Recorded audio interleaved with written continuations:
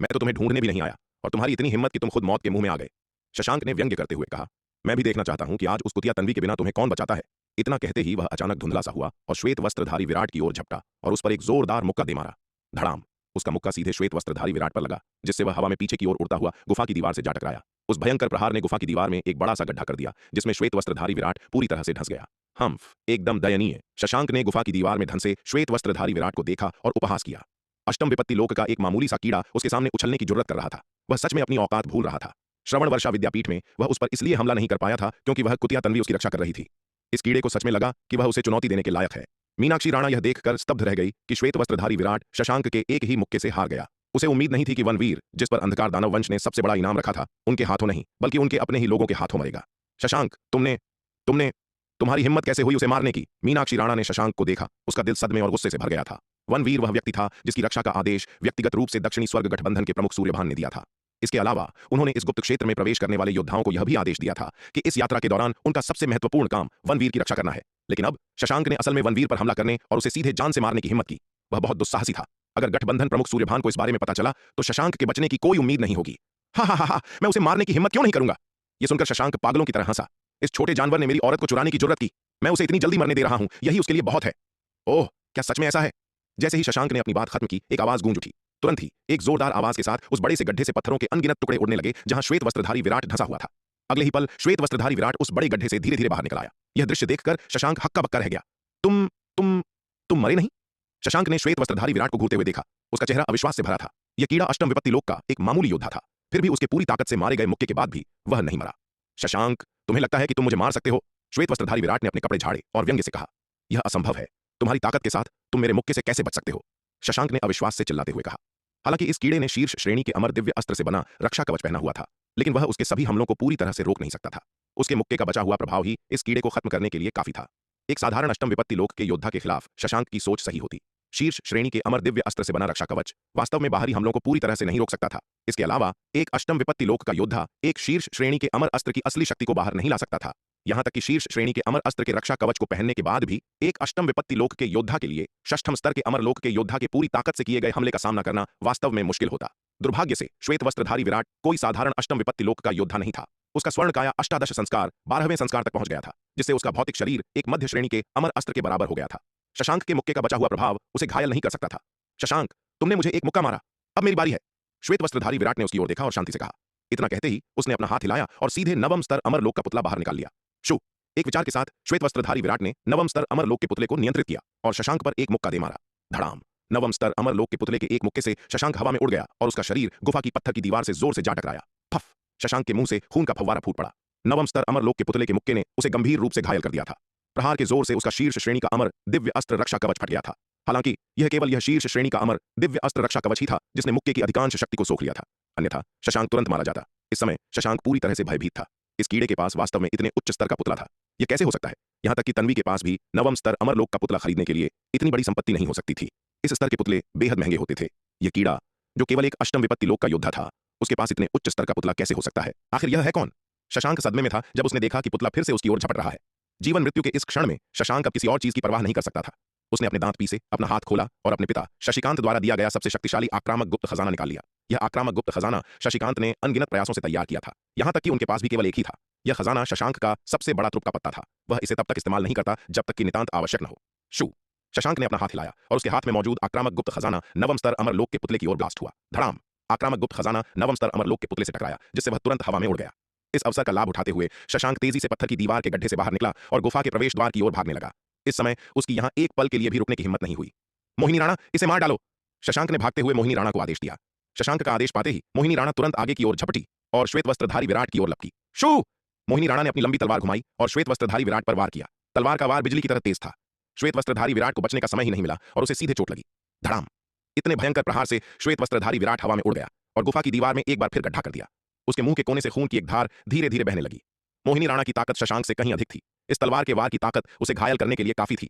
इससे पहले कि श्वेत वस्त्रधारी विराट दीवार के गड्ढे से बाहर निकल पाता, उसकी आंखों के सामने तलवार की रोशनी की एक चमक दिखाई दी और मोहिनी राणा ने फिर से वार किया। यह देखकर श्वेत वस्त्रधारी विराट ने जल्दी से अपने नवम स्तर अमर लोक के पुतले को मोहिनी राणा के हमले को रोकने के लिए आगे बढ़ाया।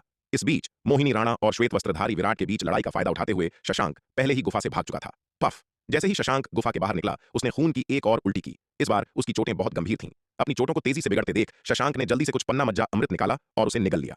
जैसे ही अमृत उसके पेट में गया, उसकी चोटें बिगड़नी बंद हो गईं और धीरे धीरे ठीक होने लगीं। अस्थि मज्जा को शुद्ध करने और साधना को बढ़ाने के अपने प्रभावों के अलावा पन्ना मज्जा अमृत का एक शक्तिशाली उपचारात्मक प्रभाव भी था। अपनी चोटों को ठीक होता महसूस कर शशांक ने अंततः राहत की सांस ली। सौभाग्य से उसे काफी मात्रा में पन्ना मज्जा अमृत मिल गया था, अन्यथा वह आज सच में अपनी जान गंवा बैठता। हालांकि वह नवम स्तर अमरलोक के पुतले के भयानक प्रहार से तुरंत नहीं मरा था, लेकिन उसकी चोटें इतनी गंभीर थीं कि पन्ना मज्जा अमृत जैसे सर्वोच्च खजाने के बिना साधारण उपचारात्मक गोलियां उसे बचाने के लिए पर्याप्त नहीं होती। अगर वह वनवीर के चंगुल से भागने में सफल भी हो जाता, तो भी वह अंततः अपने घावों के कारण दम तोड़ देता। अभी अभी हुए अविश्वसनीय रूप से खतरनाक दृश्य को याद करते हुए शशांक को अभी भी एक अनजाना डर सता रहा था। इस समय वनवीर के प्रति शशांक की नफरत और भी गहरी हो गई। वनवीर ने न केवल उस औरत को चुरा लिया था जिसे वह चाहता था, बल्कि उसे लगभग मार ही डाला था। इतनी गहरी नफरत तब तक शांत नहीं होगी जब तक कि वह वनवीर के टुकड़े टुकड़े न कर दे। गुफा से भागने के बाद शशांक की रुकने की हिम्मत नहीं हुई। वह एक चमक के साथ दूर भाग गया और घाटी के बाहर की ओर भागता रहा। हालांकि मोहिनी राणा मजबूत थी, लेकिन वह नवम स्तर अमरलोक के पुतले को नहीं रोक पाएगी। एक बार जब वनवीर मोहिनी राणा से निपट लेगा, तो वह संभवतः उसका पीछा करना जारी रखेगा। अपनी सुरक्षा के लिए शशांक केवल इस घाटी से दूर भागना चाहता था। गुफा के अंदर श्वेत वस्त्रधारी विराट को नवम स्तर अमरलोक के पुतले को नियंत्रित करने और मोहिनी राणा को रोकने में काफी प्रयास करना पड़ा। अगर वह सच में मोहिनी राणा को मारना चाहता, तो इस नवम स्तर अमरलोक के पुतले की ताकत से यह मुश्किल नहीं होता। लेकिन मोहिनी राणा की उससे कोई दुश्मनी नहीं थी और श्वेत वस्त्रधारी विराट उसकी जान नहीं लेना चाहता था। मोहिनी राणा जैसी मजबूत योद्धा को पकड़ना उसे सीधे मारने से कहीं अधिक कठिन था। कुंवर वनवीर, धन्यवाद। इस समय मीनाक्षी राणा श्वेत वस्त्रधारी विराट के पास आई, उसे नमन किया और कृतज्ञता के साथ कहा, अगर आज वनवीर नहीं होते तो उनके लिए परिणाम अकल्पनीय होते। भाई वनवीर, हम आज आपकी इस महान कृपा को कभी नहीं भूलेंगे। मानवेंद्र राणा अपनी भारी चोटों को खींचते हुए संघर्ष करके अपने पैरों पर खड़ा हुआ और उसे धन्यवाद देने के लिए श्वेत वस्त्रधारी विराट के पास आया। आप दोनों बहुत दयालु हैं। विराट ने अपना हाथ हिलाया और कहा, कुंवर वनवीर, क्या बहन मोहिनी ठीक है? मीनाक्षी राणा ने विक्षिप्त सी लग रही मोहिनी राणा की ओर देखा और चिंतित भाव से पूछा। इस समय मोहिनी राणा शशांक के आदेश के तहत पहले ही निर्वस्त्र हो चुकी थी। उसका उत्कृष्ट रूप से सुंदर श्वेत शरीर सभी के सामने खुला था। मोहिनी कीट के जहर के प्रभाव में वह अब पूरी तरह से तीव्र लालसा से अभिभूत थी। उसकी गोरी त्वचा अब गुलाबी हो चुकी थी। मोहिनी राणा की हालत देखकर मीनाक्षी राणा ने जल्दी से कुछ कपड़े निकाले और मोहिनी राणा के शरीर को ढक दिया। उसे मोहिनी कीट का जहर दिया गया है, मुझे डर है कि उसकी हालत बहुत खराब है। विराट ने मोहिनी राणा की ओर देखते हुए कहा। मोहिनी कीट? यह सुनकर मानवेंद्र राणा चौंक गया और उसने जल्दी से पूछा, भाई वनवीर, क्या आप जिस मोहिनी कीट के बारे में बात कर रहे हैं वह मोहिनी संप्रदाय का पौराणिक मोहिनी कीट है? हाँ, यह वही गंदी चीज है। श्वेत वस्त्रधारी विराट ने सिर हिलाया और कहा। यह सुनकर मानवेंद्र राणा और मीनाक्षी राणा दंग रह गए, मानो बिजली गिर गई हो। कुंवर वनवीर, बहन मोहिनी को मोहिनी कीट का जहर कैसे लगा? काफी देर बाद मीनाक्षी राणा अपने सदमे से उभरी और उसने उत्सुकता से पूछा। यह स्वाभाविक रूप से शशांक का किया धरा है। श्वेत वस्त्रधारी विराट ने उसकी ओर देखा और कहा, यह औरत इतने मूर्खतापूर्ण सवाल कैसे पूछ सकती है? मोहिनी राणा को मोहिनी कीट का जहर दिया गया था। अगर यह शशांक का किया धरा नहीं था, तो क्या यह वह हो सकता था? उनके अलावा इस गुफा में पहले और कौन था? शशांक, वह बदमाश असल में मोहिनी संप्रदाय का अवशेष है। यह सुनकर मीनाक्षी राणा ने गुस्से में कहा। उसने असल में बहन मोहिनी पर इतने शातिर तरीकों का इस्तेमाल करने की हिम्मत की। एक दिन मैं अपनी नफरत निकालने के लिए उसके टुकड़े टुकड़े कर दूंगी। भाई वनवीर, अब हमें क्या करना चाहिए? मानवेंद्र राणा ने जल्दी से पूछा। मोहिनी राणा की हालत बहुत खराब लग रही थी। अगर ऐसा ही चलता रहा तो वह पागल हो सकती है या विस्फोट हो सकती है। इसलिए अब सबसे महत्वपूर्ण बात यह थी कि मोहिनी राणा जिस मोहिनी कीट के जहर से पीड़ित थी, उसकी समस्या को हल किया जाए। उसे मोहिनी कीट का जहर दिया गया है और उसकी काम वासना बहुत बढ़ गई है। हम केवल पहले उसकी काम वासना को शांत होने दे सकते हैं, अन्यथा अगर ऐसा ही चलता रहा तो वह अपनी ही लालसा से नष्ट हो सकती है। श्वेत वस्त्रधारी विराट ने कहा। तन्वी को भी पहले मोहिनी कीट का जहर दिया गया था और वह जानता था कि यह चीज कितनी भयानक है। तो हम वरिष्ठ बहन मोहिनी की काम वासना को कैसे शांत कर सकते हैं? मानवेंद्र राणा ने जल्दी से पूछा। हम और क्या कर सकते हैं? स्वाभाविक रूप से हमें उसे एक पुरुष के साथ प्रेम मिलन के माध्यम से अपनी दबी हुई भावनाओं को मुक्त करने देना होगा। श्वेत वस्त्रधारी विराट ने उसकी ओर देखते हुए कहा। जल्दी करो, वरना स्थिति हाथ से निकल सकती है। मैं? यह सुनकर मानवेंद्र राणा तुरंत दंग रह गया। तुम्हारे अलावा और कौन हो सकता है? श्वेत वस्त्रधारी विराट ने निःशब्द होकर कहा। क्या तुम्हें लगता है कि हम कुमारी मीनाक्षी राणा को ऐसा कुछ करने देंगे? यह सुनकर मानवेंद्र राणा हिचकिचाया। उसके लिए मोहिनी राणा जैसी सुंदरी की ओर आकर्षित न होना असंभव था, लेकिन वह मोहिनी राणा के व्यक्तित्व को भी बहुत अच्छी तरह जानता था। अगर उसने आज उसकी पवित्रता को भंग कर दिया तो उसके होश में आने के बाद वह मुसीबत में पड़ जाएगा। यह नहीं हो सकता।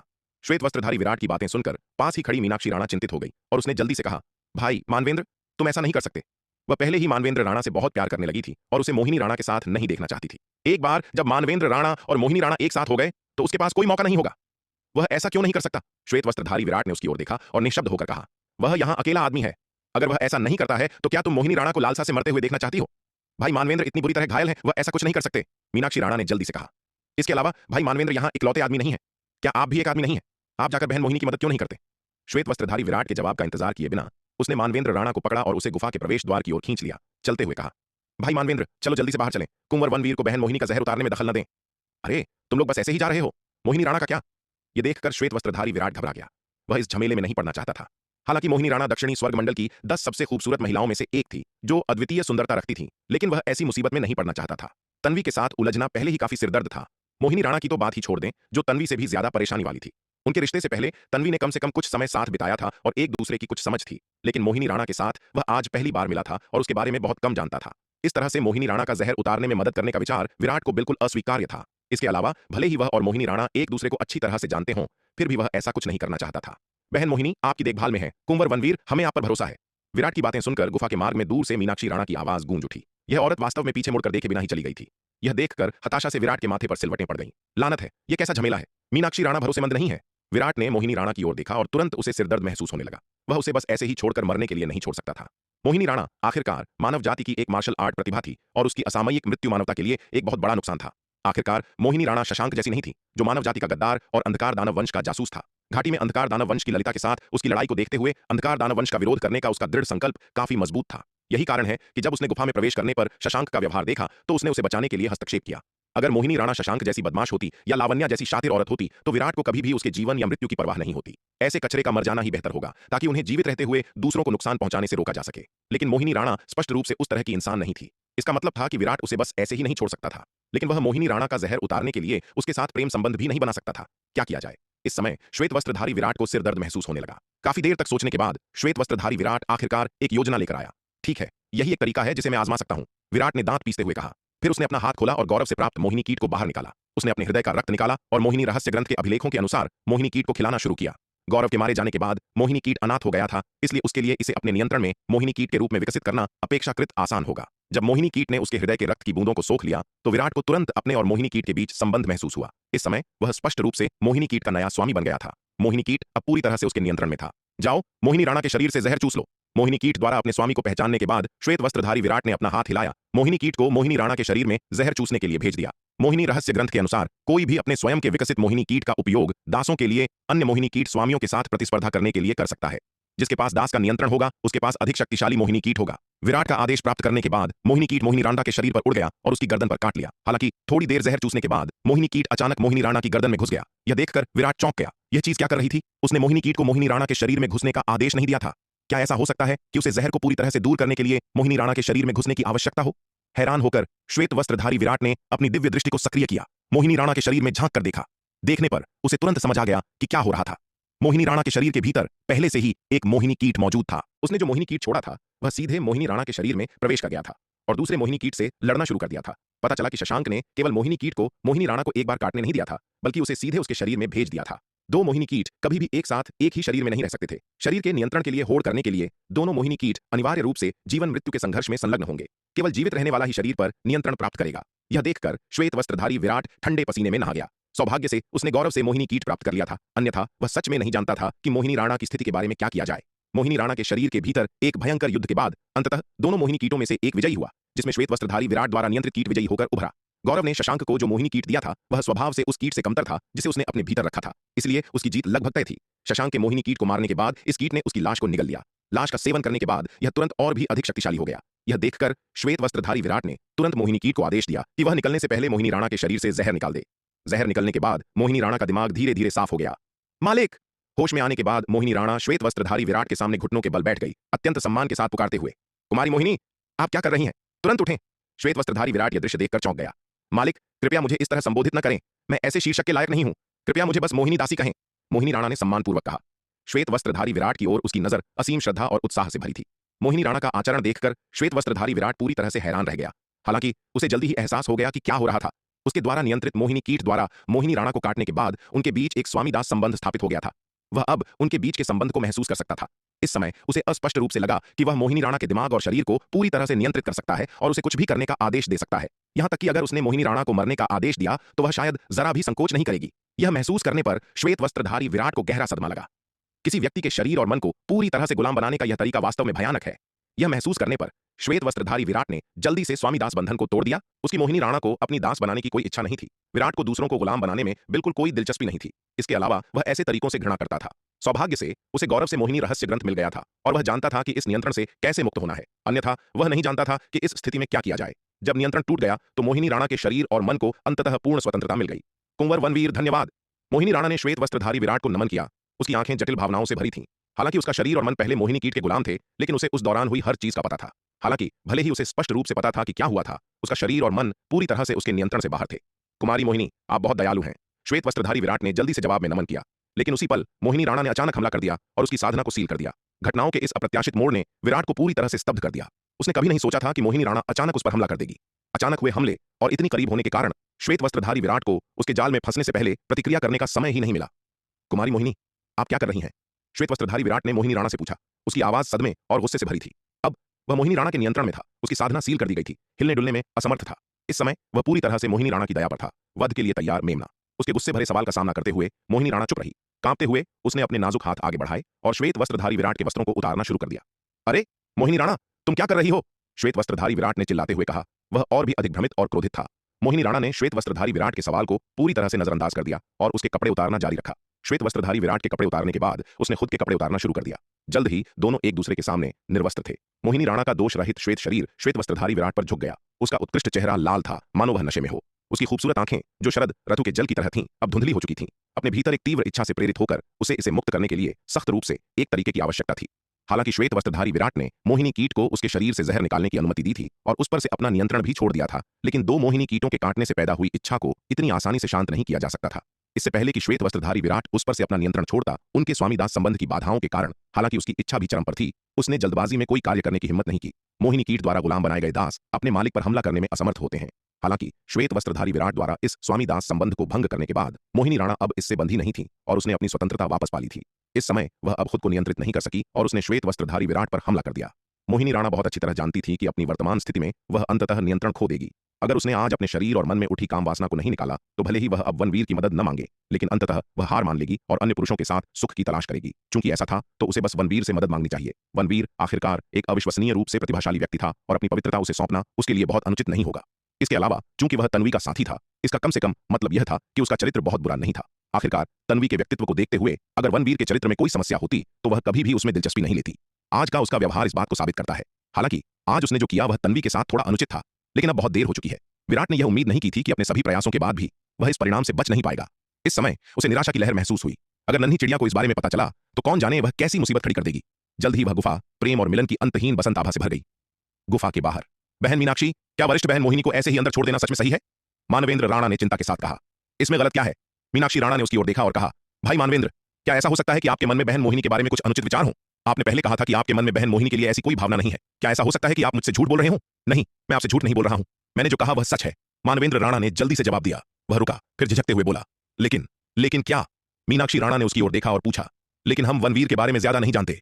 वरिष्ठ बहन मोहिनी को इस तरह उसे सौंपना सही नहीं लगता। मानवेंद्र राणा ने कहा, इसमें कुछ भी गलत नहीं है। मीनाक्षी राणा ने अपना हाथ हिलाया और कहा, वह तन्वी का साथी है। भले ही आपको उस पर भरोसा ना हो, आप तन्वी पर तो भरोसा कर सकते हैं, है ना? तन्वी की पारखी नजर से अगर उसके चरित्र में कोई खामी होती तो वह उसे अपने साथी के रूप में नहीं चुनती। इसके अलावा अपनी मार्शल आर्ट प्रतिभा के साथ वह बहन मोहिनी के योग्य है। बहन मोहिनी के लिए अपनी पवित्रता उसे सौंपना कोई घाटे का सौदा नहीं है। यह सुनकर मानवेंद्र राणा चुप हो गया।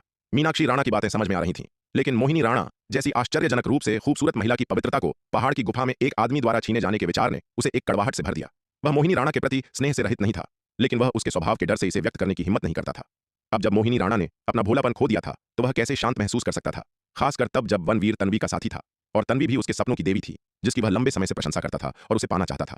दो बेजोड़ सुंदरियाओं वनवीर के हाथों में आ गई थीं। मानवेंद्र राणा के लिए ईर्ष्या महसूस न करना असंभव था। इस समय उसे मीनाक्षी राणा के पीछे आने का पछतावा भी हो रहा था। अगर उसने थोड़ी और देर तक जिद की होती तो शायद अब वह गुफा में होता और मोहिनी राणा के साथ एक भावुक क्षण साझा कर रहा होता, लेकिन दुर्भाग्य से अब बहुत देर हो चुकी थी। वह संभवतः वापस गुफा में नहीं घुस सकता था और मोहिनी राणा का जहर उतारने में मदद नहीं मांग सकता था। अगर उसने ऐसा किया तो यह स्पष्ट हो जाएगा कि वह मोहिनी राणा की सुंदरता का लालची है। उस स्थिति में न केवल मोहिनी राणा उसे नहीं छोड़ेगी, बल्कि मीनाक्षी राणा भी उसे नीची नजर से देखेगी। इसलिए मानवेंद्र राणा को चाहे जितना भी पछतावा हो, इस समय उसकी गुफा में दोबारा कदम रखने की हिम्मत नहीं हुई। आकाश में शशांक पूरी गति से भाग रहा था। भले ही वह घाटी से पहले ही बहुत दूर आ चुका था, फिर भी उसकी रुकने की हिम्मत नहीं हुई। उसे डर था कि वनवीर उसे पकड़ लेगा। जैसे ही वह उड़ रहा था, उसे अचानक महसूस हुआ कि मोहिनी कीट के साथ उसका संपर्क तुरंत टूट गया है। यह महसूस करते हुए शशांक का चेहरा सख्त हो गया। क्या हुआ? मोहिनी कीट के साथ संपर्क अचानक कैसे टूट सकता है? जब मोहिनी कीट के साथ संपर्क टूट गया तो उसी समय मोहिनी राणा पर से उसका नियंत्रण भी खत्म हो गया। इस समय शशांक का चेहरा बेहद बदसूरत था। मोहिनी कीट अब उसके हाथों में एक बहुत ही महत्वपूर्ण त्रुप का पत्ता था। त्रुप के पत्ते के रूप में मोहिनी कीट के साथ वह उन खूबसूरत अप्सराओं को आसानी से जीतने में सक्षम था, लेकिन अब मोहिनी कीट वास्तव में उससे संपर्क खो चुका था। शशांक ने जल्दी से अपना संचार टोकन निकाला और गौरव से संपर्क करने की कोशिश की। अब जाकर उसे गौरव की याद आई। हालांकि उसने चाहे कितनी भी कोशिश की गौरव से संपर्क करने की, उसने पाया कि गौरव ने कोई जवाब नहीं दिया, मानो वह हवा में गायब हो गया हो। इस समय शशांक के चेहरे के भाव और भी अधिक गंभीर हो गए। पहले भागने की जल्दबाजी में उसे यह एहसास नहीं हुआ था कि गुफा से बाहर निकलते समय उसे गौरव या अन्य चतुर्थ स्तर अमरलोक के योद्धा क्यों नहीं मिले जिन्हें वह पीछे छोड़ गया था। लेकिन अब पीछे मुड़कर सोचने पर उसे एहसास हुआ कि कुछ गड़बड़ है। गुफा से भागने के दौरान उसने उन चतुर्थ स्तर अमरलोक के योद्धाओं में से किसी एक को भी नहीं देखा था। गौरव भी कहीं नजर नहीं आ रहा था। गौरव और वे सभी योद्धा मानो हवा में गायब हो गए हों। क्या ऐसा हो सकता है कि गौरव और उन योद्धाओं को उस छोटे जानवर वनवीर ने मार डाला हो? शशांक को तब याद आया कि मोहिनी राणा ने अंधकार दानव वंश को पीछे हटाने में मदद करने के लिए उसे धन्यवाद दिया था। उस समय मोहिनी राणा का पक्ष जीतने और उसके करीब आने का अवसर लेने के लिए उसने स्थिति का लाभ उठाया और इस बात को स्वीकार कर लिया।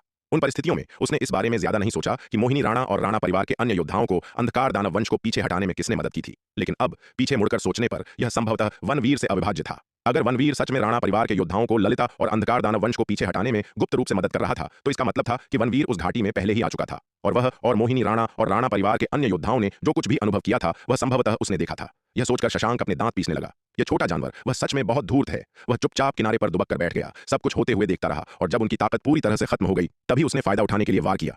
वास्तव में शशांक अपनी छोटी सोच के आधार पर एक सज्जन व्यक्ति का न्याय कर रहा था। हालांकि श्वेत वस्त्रधारी विराट छिपकर बैठा था, स्थिति का अवलोकन कर रहा था, लेकिन वह गुफा में उनके अनुभवों के बारे में कुछ नहीं जानता था। जब तक उसने गुफा में प्रवेश किया तब तक वे पन्ना मज्जा अमृत को बांट चुके थे। अगर उसने शशांक को मोहिनी कीट का उपयोग करके मोहिनी राणा को फिर से नुकसान पहुंचाते हुए नहीं देखा होता तो विराट शायद हस्तक्षेप नहीं करता। आखिरकार भले ही वह शशांक को मारना चाहता हो, उसे एक कारण की आवश्यकता थी। अगर उसने बिना किसी कारण के शशांक को मार दिया तो मोहिनी राणा, मानवेंद्र राणा, मीनाक्षी राणा और राणा परिवार के अन्य योद्धा संभवतः उसके खिलाफ खड़े हो जाते और शशांक के साथ मिलकर उसके खिलाफ सेना में शामिल हो जाते।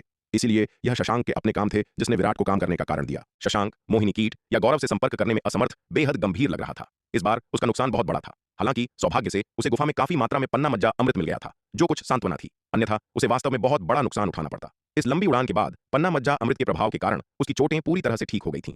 इसके अलावा उसका साधना स्तर भी नाटकीय रूप से बढ़ गया था। यह पन्ना मज्जा अमृत वास्तव में एक साधना खजाने के रूप में अपनी प्रतिष्ठा के अनुरूप था। इस पन्ना मज्जा अमृत के साथ उसे अमरलोक के 7वें स्तर तक पहुंचने में देर नहीं लगेगी। गुफा के अंदर उनके प्रेम मिलन के बाद मोहिनी राणा ने कपड़े पहने और श्वेत वस्त्रधारी विराट पर से सील हटा दी। कुंवर वनवीर, मुझे उम्मीद है कि आज की घटनाओं के बारे में किसी और को पता नहीं चलेगा। मोहिनी राणा ने श्वेत वस्त्रधारी विराट की ओर देखते हुए उदासीनता से कहा। क्या कुमारी मोहिनी मुझे धमकी दे रही हैं? यह सुनकर श्वेत वस्त्रधारी विराट को बहुत गुस्सा आया और उसने व्यंग्य किया। वह पहले से ही बिना किसी कारण के इस परेशानी वाले मामले से बेहद परेशान महसूस कर रहा था और अब यह औरत काम पूरा होने के बाद उसे धमकी देने की हिम्मत कर रही थी। विराट इसे कैसे बर्दाश्त कर सकता था? यह सुनकर मोहिनी राणा चुप हो गई और मौन सहमति दे दी। हम्फ, अगर मैं सहमत नहीं हुआ तो क्या होगा? क्या कुमारी मोहिनी मुझे मार देंगी? विराट ने फिर व्यंग्य किया। कुंवर वनवीर ने मुझ पर बहुत बड़ा उपकार किया है, इसीलिए स्वाभाविक रूप से मैं ऐसा कुछ नहीं करूंगी। हालांकि अगर कुंवर वनवीर को अपनी प्रतिष्ठा और कुमारी तन्वी की राय की परवाह नहीं है तो मान लें कि मैंने कुछ नहीं कहा, मोहिनी राणा ने शांति से कहा। यह सुनकर विराट का चेहरा काला पड़ गया। स्पष्ट रूप से मोहिनी राणा की बातों ने उसकी दुखती रग पर प्रहार किया था। हालांकि उसे तन्वी की राय की परवाह नहीं थी, बल्कि इस बात का डर था कि अगर नन्ही चिड़िया को पता चला तो वह उसे जवाबदेह ठहराएगी। तन्वी अब पूरी तरह से उसकी आज्ञाकारी थी, भले ही उसे इस बारे में पता हो वह कुछ नहीं कहेगी। विराट को चुप देखकर मोहिनी राणा ने अचानक पूछा, क्या कुंवर वनवीर ही थे जिन्होंने पहले घाटी में ललिता से उन अंधकार दानवों को पीछे हटाने में हमारी मदद की थी? वनवीर बिना किसी कारण के अचानक इस गुफा में प्रकट नहीं हो सकते थे। एकमात्र स्पष्टीकरण यह था कि वह बहुत पहले ही आ चुके होंगे। यह सब अनुभव करने के बाद उसने स्वाभाविक रूप से शशांक के चरित्र को समझ लिया था और अब यह नहीं मानती थी कि शशांक ने ही उन्हें अंधकार दानव वंश को पीछे हटाने में मदद की थी। अगर ऐसा है तो क्या हुआ? विराट ने भावहीन होकर कहा। चूंकि ऐसा है तो कुंवर वनवीर ने चीजें स्पष्ट क्यों नहीं की? जब मैंने शशांक को गलत समझा था, आपने उसे श्रेय क्यों लेने दिया? मोहिनी राणा ने श्वेत वस्त्रधारी विराट की ओर देखते हुए पूछा। हे, अगर मैं उस समय आगे आता तो क्या आप सब मुझ पर विश्वास करते? विराट ने व्यंग्य किया। शायद आप सब सोचते कि मैं पागल हूं और यहां तक कि मुझ पर किसी छिपे हुए इरादे का भी शक करते। यह सुनकर मोहिनी राणा चुप हो गई। सचमुच अगर वनवीर ने तब स्पष्टीकरण दिया होता तो उनके उस पर विश्वास करने की संभावना बहुत कम होती। आखिरकार कोई भी यह विश्वास नहीं करेगा कि केवल अष्टम विपत्ति लोक का एक योद्धा पवन देव बाण विद्या को छठे खंड तक विकसित कर सकता है। भले ही वनवीर अत्यधिक प्रतिभाशाली था, लेकिन ऐसी बात अभी भी अविश्वसनीय रूप से अकल्पनीय थी। जैसा कि वनवीर ने कहा, अगर वह समझाने के लिए आगे आते तो वे शायद उस पर विश्वास नहीं करते। इसके बजाय उन्होंने सोचा होगा कि उसके छिपे हुए इरादे हैं। कुंवर वनवीर, यहाँ कुछ पन्ना मज्जा अमृत है, मेरी कृतज्ञता का एक छोटा सा प्रतीक। मोहिनी राणा ने उसे प्राप्त पन्ना मज्जा अमृत का आधा हिस्सा निकाला और उसे विराट को सौंप दिया। उसे दूसरों का कर्जदार होना पसंद नहीं था। वनवीर ने आज उस पर बहुत कृपा की थी और वह इस पन्ना मज्जा अमृत को उस कृपा को चुकाने के एक तरीके के रूप में पेश कर रही थी। विराट ने उसके द्वारा दिए गए पन्ना मज्जा अमृत की ओर देखा और अंततः सिर हिलाते हुए कहा, ठीक है, चूंकि यह कुमारी मोहिनी का इतना दयालु भाव है तो मैं इसे बिना किसी संकोच के स्वीकार कर लूंगा। पन्ना मज्जा अमृत साधना के लिए एक सर्वोच्च खजाना था जिसके कई चमत्कारी उपयोग थे।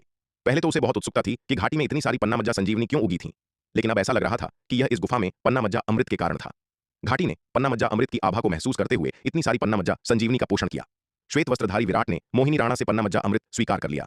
विराट को इतनी आसानी से अमृत स्वीकार करते देख मोहिनी राणा को थोड़ी निराशा हुई। उसने अपनी पवित्रता वनवीर को सौंप दी थी, स्वाभाविक रूप से यह उम्मीद करते हुए कि वह एक असाधारण और सीधा साधा आदमी होगा। लेकिन अब ऐसा लग रहा था कि वनवीर साधारण योद्धाओं से अलग नहीं था जो सांसारिक प्रलोभनों से बच नहीं सकता था। सच में उसकी भावनाएं अत्यंत जटिल थीं।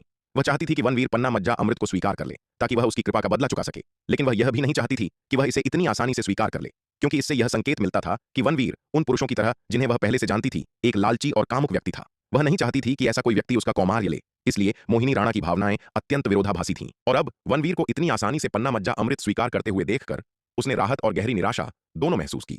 चूंकि कुमारी मोहिनी ने मुझे ये पन्ना मज्जा अमृत दिया है, इसलिए मैं कुमारी मोहिनी को भी कुछ उपहार दूंगा। पन्ना मज्जा अमृत को स्वीकार करने के बाद विराट ने कुछ निम्न श्रेणी की अमर स्तरीय नवजीवन संजीवनी गोलियां और निम्न श्रेणी की अमर औषधियां निकाली और उन्हें मोहिनी राणा को सौंप दिया। ये उपचारात्मक गोलियां कुमारी मोहिनी की चोटों में कुछ मदद कर सकती हैं, श्वेत वस्त्रधारी विराट ने कहा। जब उसने पहले अपनी दिव्य दृष्टि का उपयोग करके मोहिनी राणा के शरीर का अवलोकन किया था, तो उसने पाया था कि उसकी चोटें काफी गंभीर थीं और इन चोटों ने उसकी मार्शल आर्ट नीम को भी नुकसान पहुंचाया था। अगर इन चोटों को ठीक नहीं किया गया तो मोहिनी राणा की भविष्य की मार्शल आर्ट की संभावनाएं शायद यहीं तक सीमित रह जाएंगी। हालांकि विराट मोहिनी राणा के पिछले व्यवहार से बहुत असंतुष्ट था। चूंकि मोहिनी राणा के पहले से ही उसके साथ संबंध थे, वह उसकी स्थिति को नजरअंदाज नहीं कर सकता था। यह महज निम्न श्रेणी की अमर स्तरीय उपचारात्मक गोलियां मेरी चोटों को ठीक कर सकती हैं। यह देखकर मोहिनी राणा और भी निराश हो गई। यह वनवीर न केवल लालची है, बल्कि घमंडी, अविश्वसनीय और तुच्छ भी है। वह खुद एक षष्ठम स्तर की अमरलोक की योद्धा है। कुछ महज निम्न श्रेणी की अमरलोक की उपचारात्मक गोलियां उसकी चोटों को कैसे ठीक कर सकती हैं? इसके अलावा एक गुप्त तकनीक का उपयोग करने के कारण उसने अपनी मार्शल आर्ट नीम को भी नुकसान पहुंचाया था। उसने मूल रूप से सोचा था कि तन्वी ने जिस व्यक्ति को चुना है उसका चरित्र कम से कम अच्छा होगा, लेकिन अब ऐसा लगता है कि वनवीर के चरित्र ने उसे बहुत निराश किया है। मैंने कहा कि मैं इसका इलाज कर सकता हूं, तो मैं कर सकता हूं, श्वेत वस्त्रधारी विराट ने चिढ़ते हुए कहा। मोहिनी राणा के भाव देखकर विराट कैसे नहीं जान सकता था कि वह क्या सोच रही है। इसके अलावा यहां कुछ रक्षा ताबीज और स्वर्ण कवच ताबीज हैं, इन्हें भी ले लो। श्वेत वस्त्रधारी विराट ने कुछ और उच्च श्रेणी के रक्षा ताबीज और स्वर्ण कवच ताबीज निकाले और उन्हें मोहिनी राणा को सौंपते हुए कहा। ये रक्षा ताबीज मोहिनी कीट जैसी चीजों के कपटपूर्ण हमलों को रोक सकते हैं। जहां तक इन स्वर्ण कवच ताबीजों की बात है, वे कम से कम एक नवम स्तर के अमर लोक के विशेषज्ञ के हमलों का सामना कर सकते हैं। मोहिनी राणा ने अपने हाथ में ताबीजों को देखा। हालांकि ताबीज व्यूह में उसका कौशल बहुत अधिक नहीं था, फिर भी वह इन ताबीजों की असाधारण प्रकृति को देख सकती थी। इसके अलावा ये ताबीज वनवीर द्वारा पहले निकाली गई निम्न श्रेणी की गोलियों की तरह नहीं थे, वे उच्च स्तरीय ताबीज थे। हालांकि मोहिनी राणा को नहीं पता था कि इन ताबीजों के प्रभाव उतने ही शक्तिशाली थे जितना कि वनवीर ने दावा किया था। कम से कम यह इतना अतिरंजित नहीं लग रहा था। वनवीर, क्या तुम मोहिनी संप्रदाय के शिष्य हो? मोहिनी राणा ने विराट की ओर देखा और अचानक पूछा। वह मोहिनी कीट द्वारा नियंत्रित किए जाने के अपने अनुभव से भी स्पष्ट रूप से अवगत थी। हालांकि उसका शरीर और मन मोहिनी कीट द्वारा नियंत्रित और गुलाम बना लिया गया था, लेकिन उसका दिमाग साफ रहा। बस इतना था कि वह उस समय खुद को नियंत्रित नहीं कर सकती थी। मोहिनी राणा, क्या तुम्हारे पास दिमाग भी है? तुम इतना मूर्खतापूर्ण सवाल कैसे पूछ सकती हो? यह सुनकर श्वेत वस्त्रधारी विराट ने उसे घूर कर देखा और गुस्से में उसे डांटा। विराट द्वारा अचानक डांटे जाने पर मोहिनी राणा पल भर के लिए स्तब्ध रह गई। वनवीर, इससे तुम्हारा क्या मतलब है? मोहिनी राणा का खूबसूरत चेहरा गुस्से से लाल हो गया। यहां तक कि अपने ठंडे स्वभाव के साथ भी इस तरह डांटे जाने से उसे बहुत गुस्सा आया। अगर मैं मोहिनी संप्रदाय का शिष्य होता तो तुम शायद अभी मेरे सामने घुटनों के बल बैठकर मुझे मालिक कह रही होती। श्वेत वस्त्रधारी विराट ने उसकी ओर घूर कर देखा, जो बेहद परेशान था। विराट की बातें सुनकर मोहिनी राणा को अपने पिछले काम याद आ गए और उसका चेहरा फिर से लाल हो गया। उसे अपने पूरे जीवन में इतना अपमानित कभी नहीं होना पड़ा था। अपने घृणित कार्यों और शर्मनाक शब्दों को याद करते हुए मोहिनी राणा ने बेहद शर्मिंदगी महसूस की। हालांकि विराट के सवाल ने उसे एहसास कराया कि वह मोहिनी संप्रदाय का शिष्य नहीं हो सकता। मोहिनी संप्रदाय के शिष्यों के आचरण को देखते हुए उसके लिए स्वेच्छा से उसे उनकी गुलामी से मुक्त करना असंभव था। इस दृष्टिकोण से विराट काफी सीधा साधा था और घृणित प्रकार का नहीं था। अगर यह कोई और होता जिसने पहले ही उसे नियंत्रित करने के लिए मोहिनी कीट का उपयोग किया होता, तो वे उसे इतनी आसानी से नहीं छोड़ते। मोहिनी राणा बहुत अच्छी तरह जानती थी कि उसकी सुंदरता के साथ इस दुनिया में बहुत कम लोग उसके प्रलोभन का विरोध कर सकते हैं, लेकिन वनवीर शुरू से अंत तक उस संबंध में उसमें कोई दिलचस्पी नहीं रखता था। अगर तुम मोहिनी संप्रदाय के शिष्य नहीं हो तो तुम्हारे पास मोहिनी कीट जैसी कोई चीज कैसे आई? हालांकि वह जानती थी कि वनवीर मोहिनी संप्रदाय का शिष्य नहीं हो सकता, मोहिनी राणा ने फिर भी जिद्दीपन से पूछा, हे, मेरे पास मोहिनी कीट जैसी कोई चीज क्यों होगी? क्या मुझे तुम्हें बताना होगा? श्वेत वस्त्रधारी विराट ने यह सुनकर व्यंग्य किया। श्वेत वस्त्रधारी विराट की बातें सुनकर मोहिनी राणा के चेहरे के भाव जम गए और उसका सीना गुस्से से फूल गया। उसे एहसास हुआ कि वनवीर सच में मार खाने के लायक था जब वह बोलता था। अगर यह आदमी उस पर मेहरबान नहीं होता तो वह सच में उसे जमीन पर गिराकर पीटना चाहती। कुंवर वनवीर, विदा! मोहिनी राणा ने ठंडे चेहरे के साथ श्वेत वस्त्रधारी विराट को हाथ जोड़कर कहा। वह इस आदमी से आगे बात नहीं करना चाहती थी, कहीं ऐसा न हो कि वह गुस्से से मर जाए। इतना कहने के बाद वह मुड़ी और गुफा के बाहर की ओर चल दी। अरे मोहिनी राणा, तुमने अभी तक ये चीजें नहीं ली हैं। इस समय श्वेत वस्त्रधारी विराट ने उसे रोका। रहने दो, मुझे अब यह नहीं चाहिए। मोहिनी राणा रुकी और ठंडे चेहरे के साथ कहा, अगर तुम्हें यह नहीं चाहिए तो अपना पन्ना मज्जा अमृत वापस ले लो। श्वेत वस्त्रधारी विराट ने व्यंग्य किया। क्या तुम्हें सच में लगता है कि मुझे तुम्हारे पन्ना मज्जा अमृत की परवाह है, जैसे कि मैं तुम्हारा कर्जदार हूं? श्वेत वस्त्रधारी विराट की बातें सुनने के बाद मोहिनी राणा का नाजुक शरीर फिर से सख्त हो गया। उसने अपनी भावनाओं को नियंत्रित करने की कोशिश करते हुए एक गहरी सांस ली। कहीं ऐसा न हो कि वह अपना नियंत्रण खो दे और उस आदमी को जमीन पर गिराकर पीटे। मुश्किल से खुद को शांत करने के बाद मोहिनी राणा मुड़ी श्वेत वस्त्रधारी विराट के पास गई और उसके हाथ से स्थानिक थैली ले ली। धन्यवाद, मोहिनी राणा ने ठंडे स्वर में कहा। यह कृतज्ञता जैसा नहीं लगता। श्वेत वस्त्रधारी विराट ने उसके कठोर चेहरे को देखा और हंसा। यह सुनकर मोहिनी राणा ने एक और गहरी सांस ली, अपने गुस्से को दबाते हुए। वनवीर, मैं पहले जा रही हूं, तुम बाद में आ सकते हो। मोहिनी राणा ने श्वेत वस्त्रधारी विराट को घूरते हुए ठंडे स्वर में कहा। इस बार वह इतनी गुस्से में थी कि उसने उसे कुंवर वनवीर के रूप में संबोधित भी नहीं किया, बल्कि उसे सीधे उसके नाम से पुकारा। यह स्पष्ट था कि मोहिनी राणा इस समय कितनी गुस्से में थी। इतना कहने के बाद उसने श्वेत वस्त्रधारी विराट को नजरअंदाज किया, मुड़ी और पीछे मुड़कर देखे बिना चली गई। मोहिनी राणा की दूर जाती हुई आकृति को देखकर श्वेत वस्त्रधारी विराट ने अपना माथा मला। क्या सिरदर्द है? वह फिर से इस झमेले में कैसे फंस गया? वह बस इसे समझ नहीं पा रहा था। उसने मोहिनी राणा के शरीर से मोहिनी कीट के जहर को निकालने के लिए स्पष्ट रूप से पहले ही मोहिनी कीट का उपयोग कर लिया था, तो मोहिनी राणा उसके साथ ऐसा क्यों करेगी? क्या ऐसा हो सकता है कि उसने खुद को उसे सौंप दिया हो ताकि वह उसका कर्ज चुका सके? मोहिनी राणा के व्यक्तित्व को देखते हुए ऐसा नहीं होना चाहिए। ऐसा लगता है कि उसे अभी भी मोहिनी कीट की स्थिति का अधिक सावधानीपूर्वक अध्ययन करने की आवश्यकता है। उसे अभी अभी मोहिनी रहस्य ग्रंथ मिला था और इन चीजों के बारे में उसकी समझ अभी भी बहुत सीमित थी। गुफा के बाहर वरिष्ठ बहन मोहिनी अभी तक बाहर क्यों नहीं आई है? क्या कुछ हुआ होगा? मानवेंद्र राणा ने चिंतित दिखते हुए गुफा में झांका। इतना बुरा तो नहीं होना चाहिए, मीनाक्षी राणा ने अनिश्चित स्वर में कहा। हालांकि इस समय वह भी थोड़ी अनिश्चित महसूस कर रही थी। 3 दिन बीत चुके थे और वनवीर और मोहिनी राणा अभी भी बाहर नहीं निकले थे, जिससे उसे चिंता होने लगी। बहन मीनाक्षी, हम अंदर जाकर क्यों नहीं देखते? मानवेंद्र राणा ने सुझाव दिया। हम ठीक है। मीनाक्षी राणा पल भर के लिए झिझकी, फिर अंततः सिर हिला दिया। जैसे ही दोनों गुफा की ओर बढ़ने वाले थे, एक आकृति धीरे धीरे उभरी। दोनों ने ध्यान से देखा और पाया कि यह मोहिनी राणा थी। बहन मोहिनी, क्या आप ठीक हैं? मीनाक्षी राणा बहुत खुश हुई और दौड़कर मोहिनी राणा का हाथ पकड़कर खुशी से पूछा। मैं ठीक हूं। मोहिनी राणा ने अपना सिर हिलाया। ओह, कुंवर वनवीर कहां है? वे आपके साथ बाहर क्यों नहीं आए बहन मोहिनी? मीनाक्षी राणा ने फिर से गुफा के चारों ओर देखा, लेकिन वनवीर को नहीं देखा। हैरान भाव से पूछा। वह गुफा में है, उसे कुछ और काम करने हैं। मीनाक्षी राणा को वनवीर का जिक्र करते हुए सुनकर मोहिनी राणा थोड़ा शर्मा गई और बोलने से पहले खुद को संभाला। बहन मोहिनी, दरअसल कुंवर वनवीर ने आपके साथ ऐसा इसलिए किया क्योंकि उनके पास कोई और विकल्प नहीं था। वह बस आपका जहर उतारना चाहते थे। मीनाक्षी राणा ने मोहिनी राणा की ओर देखा और सावधानी से कहा। इस समय वह थोड़ी चिंतित महसूस करने से खुद को नहीं रोक सकी। क्या ऐसा हो सकता है कि बहन मोहिनी ने गुस्से में वनवीर को मार डाला हो क्योंकि वह उसके द्वारा भ्रष्ट कर दी गई थी? अगर ऐसा होता तो वनवीर के साथ सच में अन्याय होता। हाँ, मुझे पता है, मोहिनी राणा ने अजीब तरह से कहा। वनवीर ने वास्तव में उसके साथ कुछ नहीं किया था, बल्कि वह अपनी तीव्र इच्छाओं को नियंत्रित करने में सक्षम नहीं थी और उसने उसे नीचे धकेल दिया था। लेकिन ऐसी बात के बारे में बात करना बहुत शर्मनाक था, इसलिए वह स्वाभाविक रूप से मीनाक्षी राणा को नहीं बताएगी। तो क्या कुंवर वनवीर ठीक है? मीनाक्षी राणा ने छिपकर मोहिनी राणा की ओर देखा और झिझकते हुए पूछा। वह ठीक है। मोहिनी राणा ने अपना सिर हिलाया और कहा। यह मामला सुलझ गया है, चलो चलें। चलें? कहां? यह सुनकर मीनाक्षी राणा ने खालीपन से पूछा। स्वाभाविक रूप से इस घाटी को छोड़ने के लिए, मोहिनी राणा ने कहा। ओह, बहन मोहिनी, क्या गठबंधन प्रमुख सूर्यभान ने पहले ही यह आदेश नहीं दिया था कि इस गुप्त क्षेत्र में प्रवेश करने में हमारा सबसे महत्वपूर्ण मिशन वनवीर की रक्षा करना है? अब जब हमने वनवीर को ढूंढ लिया है तो हम कहां जा रहे हैं? मीनाक्षी राणा ने सावधानी से पूछा। उसे हमारी सुरक्षा की कोई आवश्यकता नहीं है, यह सुनकर मोहिनी राणा ने ठंडे स्वर में कहा। वनवीर के साथ उस तरह का रिश्ता होने के बाद उसके पास सच में अब यहां रुकने का कोई मुंह नहीं था। इसके अलावा उस आदमी की बातें बहुत परेशान करने वाली थीं। अगर वह उसके साथ रुकना जारी रखती तो उसे डर था कि वह उसे गुस्से से मार डालेगा। बहन मोहिनी, कुंवर वनवीर को इस तरह यहां अकेला छोड़ना हमारे लिए सही नहीं है, मीनाक्षी राणा ने सावधानी से कहा। वह अभी भी वनवीर की बहुत आभारी थी। अगर वनवीर नहीं होते तो उनका भाग्य अकल्पनीय होता। अगर तुम यहां रुकना चाहती हो तो तुम यहां रुक सकती हो, मैं जा रही हूं, मोहिनी राणा ने ठंडे स्वर में कहा। इतना कहने के बाद वह एक चमक के साथ घाटी के शीर्ष की ओर उड़ गई। ओह बहन मोहिनी, मैं तो बस कह रही थी, मेरा इंतजार करें।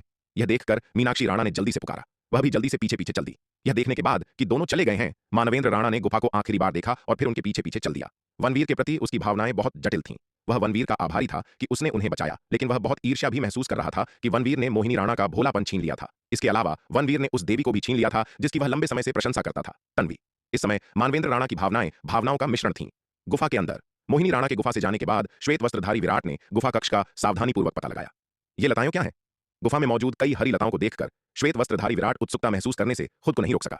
जब उसने पहले गुफा में प्रवेश किया था तो मोहिनी राणा और अन्य पहले ही लताओं से निपट चुके थे, इसलिए विराट उनके साथ उनके संघर्ष से अनजान था। उसने कुछ लताओं को उठाया और उन्हें खींचा, केवल यह पाया कि वे अविश्वसनीय रूप से मजबूत थीं। अपनी पूरी ताकत के साथ भी वह उन्हें 1 इंच भी नहीं हिला सका। ये लताएं उच्च स्तर की होनी चाहिए। विराट के चेहरे पर आश्चर्य का भाव आ गया। उसकी वर्तमान ताकत के साथ यहां तक कि एक मध्य श्रेणी का अमर अस्त्र भी उसकी पूरी शक्ति के तहत अछूता नहीं रहेगा। इन लताओं की कठोरता स्पष्ट रूप से एक मध्य श्रेणी के अमर अस्त्र से भी बेहतर थी। कोई बात नहीं, मैं पहले इन्हें रख लूंगा। कुछ भी बर्बाद न करने के सिद्धांत का पालन करते हुए विराट ने गुफा में मौजूद लताओं को अपने स्थानिक जादुई खजाने में रखना शुरू कर दिया। हालांकि वह नहीं जानता था कि ये लताएं क्या थीं या उनका उद्देश्य क्या था। वे बहुत उच्च श्रेणी की थीं। वह उन्हें इकट्ठा कर सकता था। भले ही जुबैदा को रसायन विद्या के लिए उनकी आवश्यकता न हो, वह उन्हें शार्दुल या कृष्ण दानव लता को खाने के लिए दे सकता था। गुफा में मौजूद सभी लताओं को इकट्ठा करने के बाद लगभग 1 दिन बीत चुका था। इतने समय के बाद मोहिनी राणा संभवतः घाटी छोड़ चुकी थी। ईमानदारी से कहें तो विराट अब मोहिनी राणा के साथ और नहीं उलझना चाहता था। उसे पहले ही नहीं पता था कि तन्वी को यामिनी, निहारिका और शालिनी को कैसे समझाए। अगर मोहिनी राणा भी इसमें शामिल हो जाती तो उसे और भी अधिक सिरदर्द होता। विराट इस बात से बहुत खुश था कि मोहिनी राणा ने उसे परेशान नहीं किया। आखिरकार मोहिनी राणा के साथ उसका रिश्ता उसने शुरू नहीं किया था, इसलिए विराट को इसके बारे में ज्यादा अपराध बोध महसूस नहीं हुआ। बेशक अगर मोहिनी राणा उससे चिपकी रहती तो वह सच में उसे नहीं छोड़ सकता था। वह चाहे जितना भी अनिच्छुक क्यों न हो, मोहिनी राणा पहले ही अपनी शादी पूरी कर चुकी थी, जो एक निर्विवाद तथ्य था। यही कारण था कि उसने मोहिनी राणा को इतनी सारी गोलियां और ताबीज दिए थे। इस मामले के लिए उसे एक स्पष्टीकरण देने का एक तरीका। सौभाग्य से हालांकि मोहिनी राणा उसके साथ सो चुकी थी, लेकिन बाद में उसे उसमें कोई दिलचस्पी नहीं थी। इसने गुप्त रूप से विराट को राहत दी। जब उसने अनुमान लगाया कि मोहिनी राणा घाटी से जा चुकी होगी तो श्वेत वस्त्रधारी विराट ने भी गुफा से जाने की योजना बनाई। उसने गुफा की पूरी तरह से तलाशी ली थी। लताओं के अलावा वहां मूल्यवान कुछ भी नहीं था। श्वेत वस्त्रधारी विराट तब गुफा से बाहर चला गया। हालांकि जैसे ही वह गुफा के केंद्र में स्थित तालाब के पास से गुजरा, उसे अचानक पता चला कि तालाब में अभी भी कुछ पन्ना मज्जा अमृत बाकी था। यह देखकर श्वेत वस्त्रधारी विराट चौंक गया। ये क्या हो रहा है? क्या ऐसा हो सकता है कि मोहिनी राणा और अन्य ने इसे इकट्ठा करते समय सभी पन्ना मज्जा अमृत को इकट्ठा नहीं किया हो और कुछ बच गया हो? तालाब में मौजूद पन्ना मज्जा अमृत को देखकर श्वेत वस्त्रधारी विराट आश्चर्यचकित हुए बिना नहीं रह सका। हालांकि उसने जल्दी ही इस विचार को खारिज कर दिया। पन्ना मज्जा अमृत कोई साधारण खजाना नहीं था, यह साधना के लिए एक सर्वोच्च खजाना था। यहां तक कि एक बूंद भी अनगिनत योद्धाओं को इसके लिए लड़ने के लिए आकर्षित करेगी। मोहिनी राणा और अन्य ने इसे पूरी तरह से कैसे इकट्ठा नहीं किया होगा? क्या ऐसा हो सकता है कि यहां मौजूद पन्ना मज्जा अमृत नया उत्पन्न हुआ हो? इस सवाल को ध्यान में रखते हुए श्वेत वस्त्रधारी विराट तालाब के पास रुक गया और उसका अवलोकन करना जारी रखा। इस बार वह जाने की जल्दी में नहीं था। एक और दिन बीत गया और श्वेत वस्त्रधारी विराट ने पाया कि तालाब में पन्ना मज्जा अमृत की मात्रा दोगुनी हो गई थी। इस बिंदु पर विराट को यकीन हो गया था कि तालाब में मौजूद पन्ना मज्जा अमृत वास्तव में लगातार उत्पन्न हो सकता है। इस रहस्य की खोज ने विराट को उत्साह से भर दिया। इस बार वह वास्तव में अमीर हो गया था। लगातार पन्ना मज्जा अमृत उत्पन्न करने वाला तालाब सोने के अंडे देने वाली मुर्गी की तरह था। इसका मतलब था कि यह तालाब उसके लिए अंतहीन धन ला सकता है। श्वेत वस्त्रधारी विराट ने मोहिनी राणा द्वारा दिए गए पन्ना मज्जा अमृत को निकाला और एक छोटा सा घूंट पी लिया। जैसे ही उसने अमृत निगला, उसे अपने उदर से एक विशाल ऊर्जा फैलती हुई महसूस हुई। इस विशाल और शुद्ध ऊर्जा के प्रभाव में उसका साधना स्तर तेजी से बढ़ने लगा। अपना साधना स्तर इतनी तेजी से बढ़ता हुआ महसूस कर श्वेत वस्त्रधारी विराट बहुत घबरा गया। वह जल्दी से पालथी मारकर बैठ गया, अपनी साधना तकनीक को परिचालित किया और पूरी कोशिश से अपनी साधना को दबाने लगा। मोहिनी राणा, मानवेंद्र राणा और मीनाक्षी राणा घाटी छोड़ने के बाद एक दिन तक उड़ते रहे। चलो आराम करने के लिए कोई जगह ढूंढते हैं, मोहिनी राणा ने कहा। वह घाटी छोड़ने और वनवीर से दूर जाने की इतनी जल्दी में थी कि उसने अपनी चोटों की देखभाल भी नहीं की थी। अब एक दिन की उड़ान के बाद अंततः वनवीर से दूर वह कुछ सहज महसूस कर रही थी। वनवीर के पास से जाने के लिए उसके इतने उत्सुक होने का कारण दोहरा था। पहला, क्योंकि उसकी पवित्रता, जिसकी उसने इतने सालों तक रक्षा की थी, वनवीर ने छीन ली थी और इसके अलावा यह उसकी अपनी पसंद थी जिससे उसे उसका सामना करने में शर्म आ रही थी। दूसरा, जब वह मोहिनी कीट द्वारा नियंत्रित थी तो उसने वनवीर के सामने इतने घृणित तरीके से काम किया था और ऐसे शर्मनाक शब्द बोले थे जिससे उसे पूरी तरह से अपमानित महसूस हुआ। वनवीर के साथ रहना हमेशा उसे चिंतित और असहज महसूस कराता था। अब घाटी से इतनी दूर जाने के बाद उसके दिल को अंततः थोड़ी शांति महसूस हुई। मोहिनी राणा और अन्य दो बसने के लिए एक सुनसान जगह ढूंढने लगे। बसने के बाद मोहिनी राणा ने वह स्थानिक थैली निकाली जो श्वेत वस्त्रधारी विराट ने उसे दी थी। अंदर की गोलियों को देखकर मोहिनी राणा सोचने लगी। उसके जैसे षष्ठम स्तर अमरलोक के योद्धा के लिए ये निम्न श्रेणी की अमरलोक की गोलियां मूल रूप से बेकार थीं, लेकिन ये गोलियां वनवीर ने ही उसे दी थीं और वह उन्हें देना नहीं चाहती थी। हालांकि वनवीर के प्रति उसकी भावनाएं जटिल थीं। चाहे कुछ भी हो, वह आदमी था जिसने उसका कौमार्य ले लिया था। उसके दिल में वनवीर का अभी भी एक विशेष स्थान था। भले ही वह उसे फिर कभी न देखे, उसने जो चीजें उसे दी थीं वे एक स्मृति चिन्ह के रूप में काम कर सकती थीं। उसने अपनी हथेली खोली और एक निम्न श्रेणी अमर स्तरीय नवजीवन संजीवनी गोली निकाली। सुगंधित गोली को देखकर आखिर यह विराट का दिया हुआ उपहार था, इसलिए सम्मान के तौर पर उसे एक गोली तो खानी ही थी। बाकी की गोलियां वह निशानी के तौर पर रख लेगी। जैसे ही उसने नवजीवन संजीवनी गोली निगली और स्थानिक थैली को वापस रखने ही वाली थी, तभी उसके पेट से एक अत्यंत विशाल औषधीय ऊर्जा फैलने लगी। यह ऊर्जा अविश्वसनीय रूप से शुद्ध थी। जैसे ही यह शुद्ध और विशाल औषधीय ऊर्जा उसके पूरे शरीर में फैली, उसके मांस और रक्त का हर एक कतरा जैसे सूखी धरती बारिश का पानी सोखती है, उस अद्भुत और अपार ऊर्जा को पागलों की तरह सोखने लगा। इस चमत्कारिक ऊर्जा के पोषण से उसकी चोटें देखते ही देखते तेजी से भरने लगी। यहां तक कि उसकी क्षतिग्रस्त साधना नींव भी इस समय धीरे धीरे ठीक हो रही थी। अपने शरीर में हो रहे बदलावों को महसूस करके मोहिनी राणा पूरी तरह से हैरान रह गई। यह गोली सच में उसकी चोटों को ठीक कर सकती थी। विराट ने झूठ नहीं कहा था, लेकिन यह तो बस एक निम्न श्रेणी की अमर स्तरीय उपचार गोली थी। इसमें इतने शक्तिशाली और चमत्कारिक गुण कैसे हो सकते हैं? इस गोली की शक्ति किसी भी अन्य गोली से कहीं अधिक थी। यहां तक कि उच्च श्रेणी या शीर्ष श्रेणी की अमर स्तरीय गोली भी इसके सामने कुछ नहीं थी। एक घंटे बाद मोहिनी राणा ने महसूस किया कि उसकी 70 या 80% चोटें ठीक हो चुकी थीं। एक मामूली निम्न श्रेणी की अमर स्तरीय उपचार गोली उसकी चोटों को इस हद तक ठीक कर सकती है। यह बस अकल्पनीय था। अगर उसने खुद इसका अनुभव नहीं किया होता तो मोहिनी राणा कभी विश्वास नहीं करती कि दुनिया में ऐसी कोई चमत्कारिक गोली भी मौजूद है। जब विराट ने कहा था कि यह गोली उसकी चोटों को ठीक कर सकती है, तो उसे लगा था कि वह बढ़ा चढ़ाकर बोल रहा है। उस समय उसे लगा था कि विराट एक घमंडी इंसान है, लेकिन अब ऐसा लग रहा था कि विराट की बातों में कोई अतिशयोक्ति नहीं थी। इस गोली के शक्तिशाली प्रभाव विराट के बताए गए प्रभावों से भी कहीं ज्यादा थे। इस पल मोहिनी राणा हैरान भी थी और उसके मन में कई तरह की भावनाएं उमड़ रही थीं। आखिर विराट कौन था? उसके पास ऐसी चमत्कारिक गोलियां कैसे हो सकती हैं? बहुत देर तक सोचने के बाद मोहिनी राणा ने एक और नवजीवन संजीवनी गोली निकाली और उसे निगल लिया। लगातार 2 नवजीवन संजीवनी गोलियां खाने के बाद उसकी चोटें पूरी तरह से ठीक हो गईं। इतना ही नहीं, इन 2 गोलियों ने केवल उसकी चोटों को ही ठीक नहीं किया, बल्कि उसके साधना स्तर को भी काफी बढ़ा दिया। गोलियों में मौजूद चमत्कारिक ऊर्जा ने उसके शरीर को शुद्ध भी कर दिया, जिससे उसकी मार्शल आर्ट क्षमता में काफी वृद्धि हुई। चोटें ठीक होने के बाद मोहिनी राणा ने एक निम्न श्रेणी की अमर औषधि निकाली। नवजीवन संजीवनी गोली के शक्तिशाली और चमत्कारिक प्रभावों को देखते हुए यह निम्न श्रेणी की अमर औषधि भी शायद कोई साधारण गोली नहीं थी। बिना ज्यादा झिझके मोहिनी राणा ने सीधे उस निम्न श्रेणी की अमर औषधि को निगल लिया। जैसे ही मोहिनी राणा ने वह निम्न श्रेणी की अमर औषधि निगली, उसे लगा कि उसके पेट से एक विशाल और शुद्ध औषधीय ऊर्जा तुरंत फैल गई।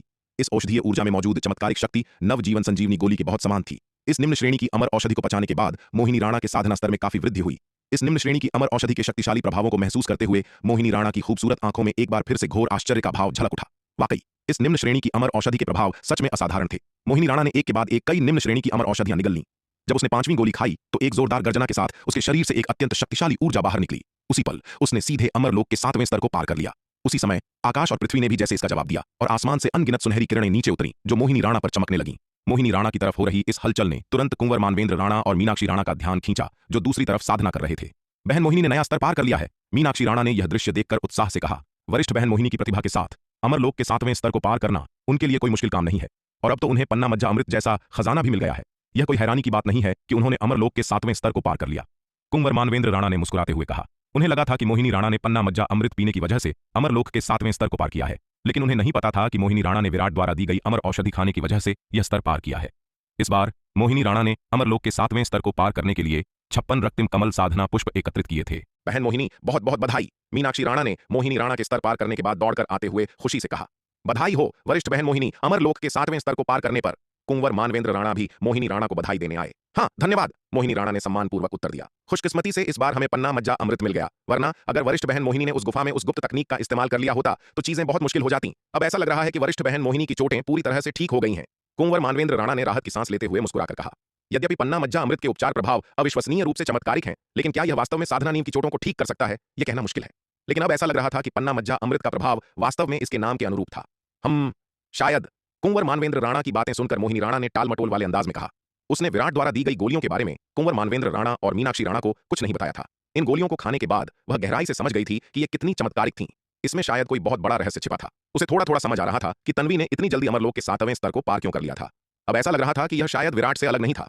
तन्वी और विराट का साधना साथी के रूप में विवाह शायद वैसा नहीं है जैसा बाहरी लोग कल्पना करते हैं कि तन्वी ने अपने से छोटे स्तर पर विवाह किया है, जैसे गोबर में खिला कोई सुंदर फूल, बल्कि उसने अपने से ऊंचे स्तर पर विवाह किया है। और कौन जानता है कि विराट के पीछे कौन से आश्चर्यजनक रहस्य छिपे हैं। हालांकि उसे कुंवर मानवेंद्र राणा और मीनाक्षी राणा पर भरोसा था, फिर भी वह विराट के रहस्य को आसानी से उजागर नहीं करना चाहती थी। गुफा के अंदर श्वेत वस्त्रधारी विराट ने पन्ना मज्जा अमृत की अपार ऊर्जा को अपने साधना चक्र में कैद करने के लिए बहुत प्रयास किया। श्वेत वस्त्रधारी विराट ने अपने माथे से ठंडा पसीना पोंछते हुए एक लंबी सांस छोड़ी।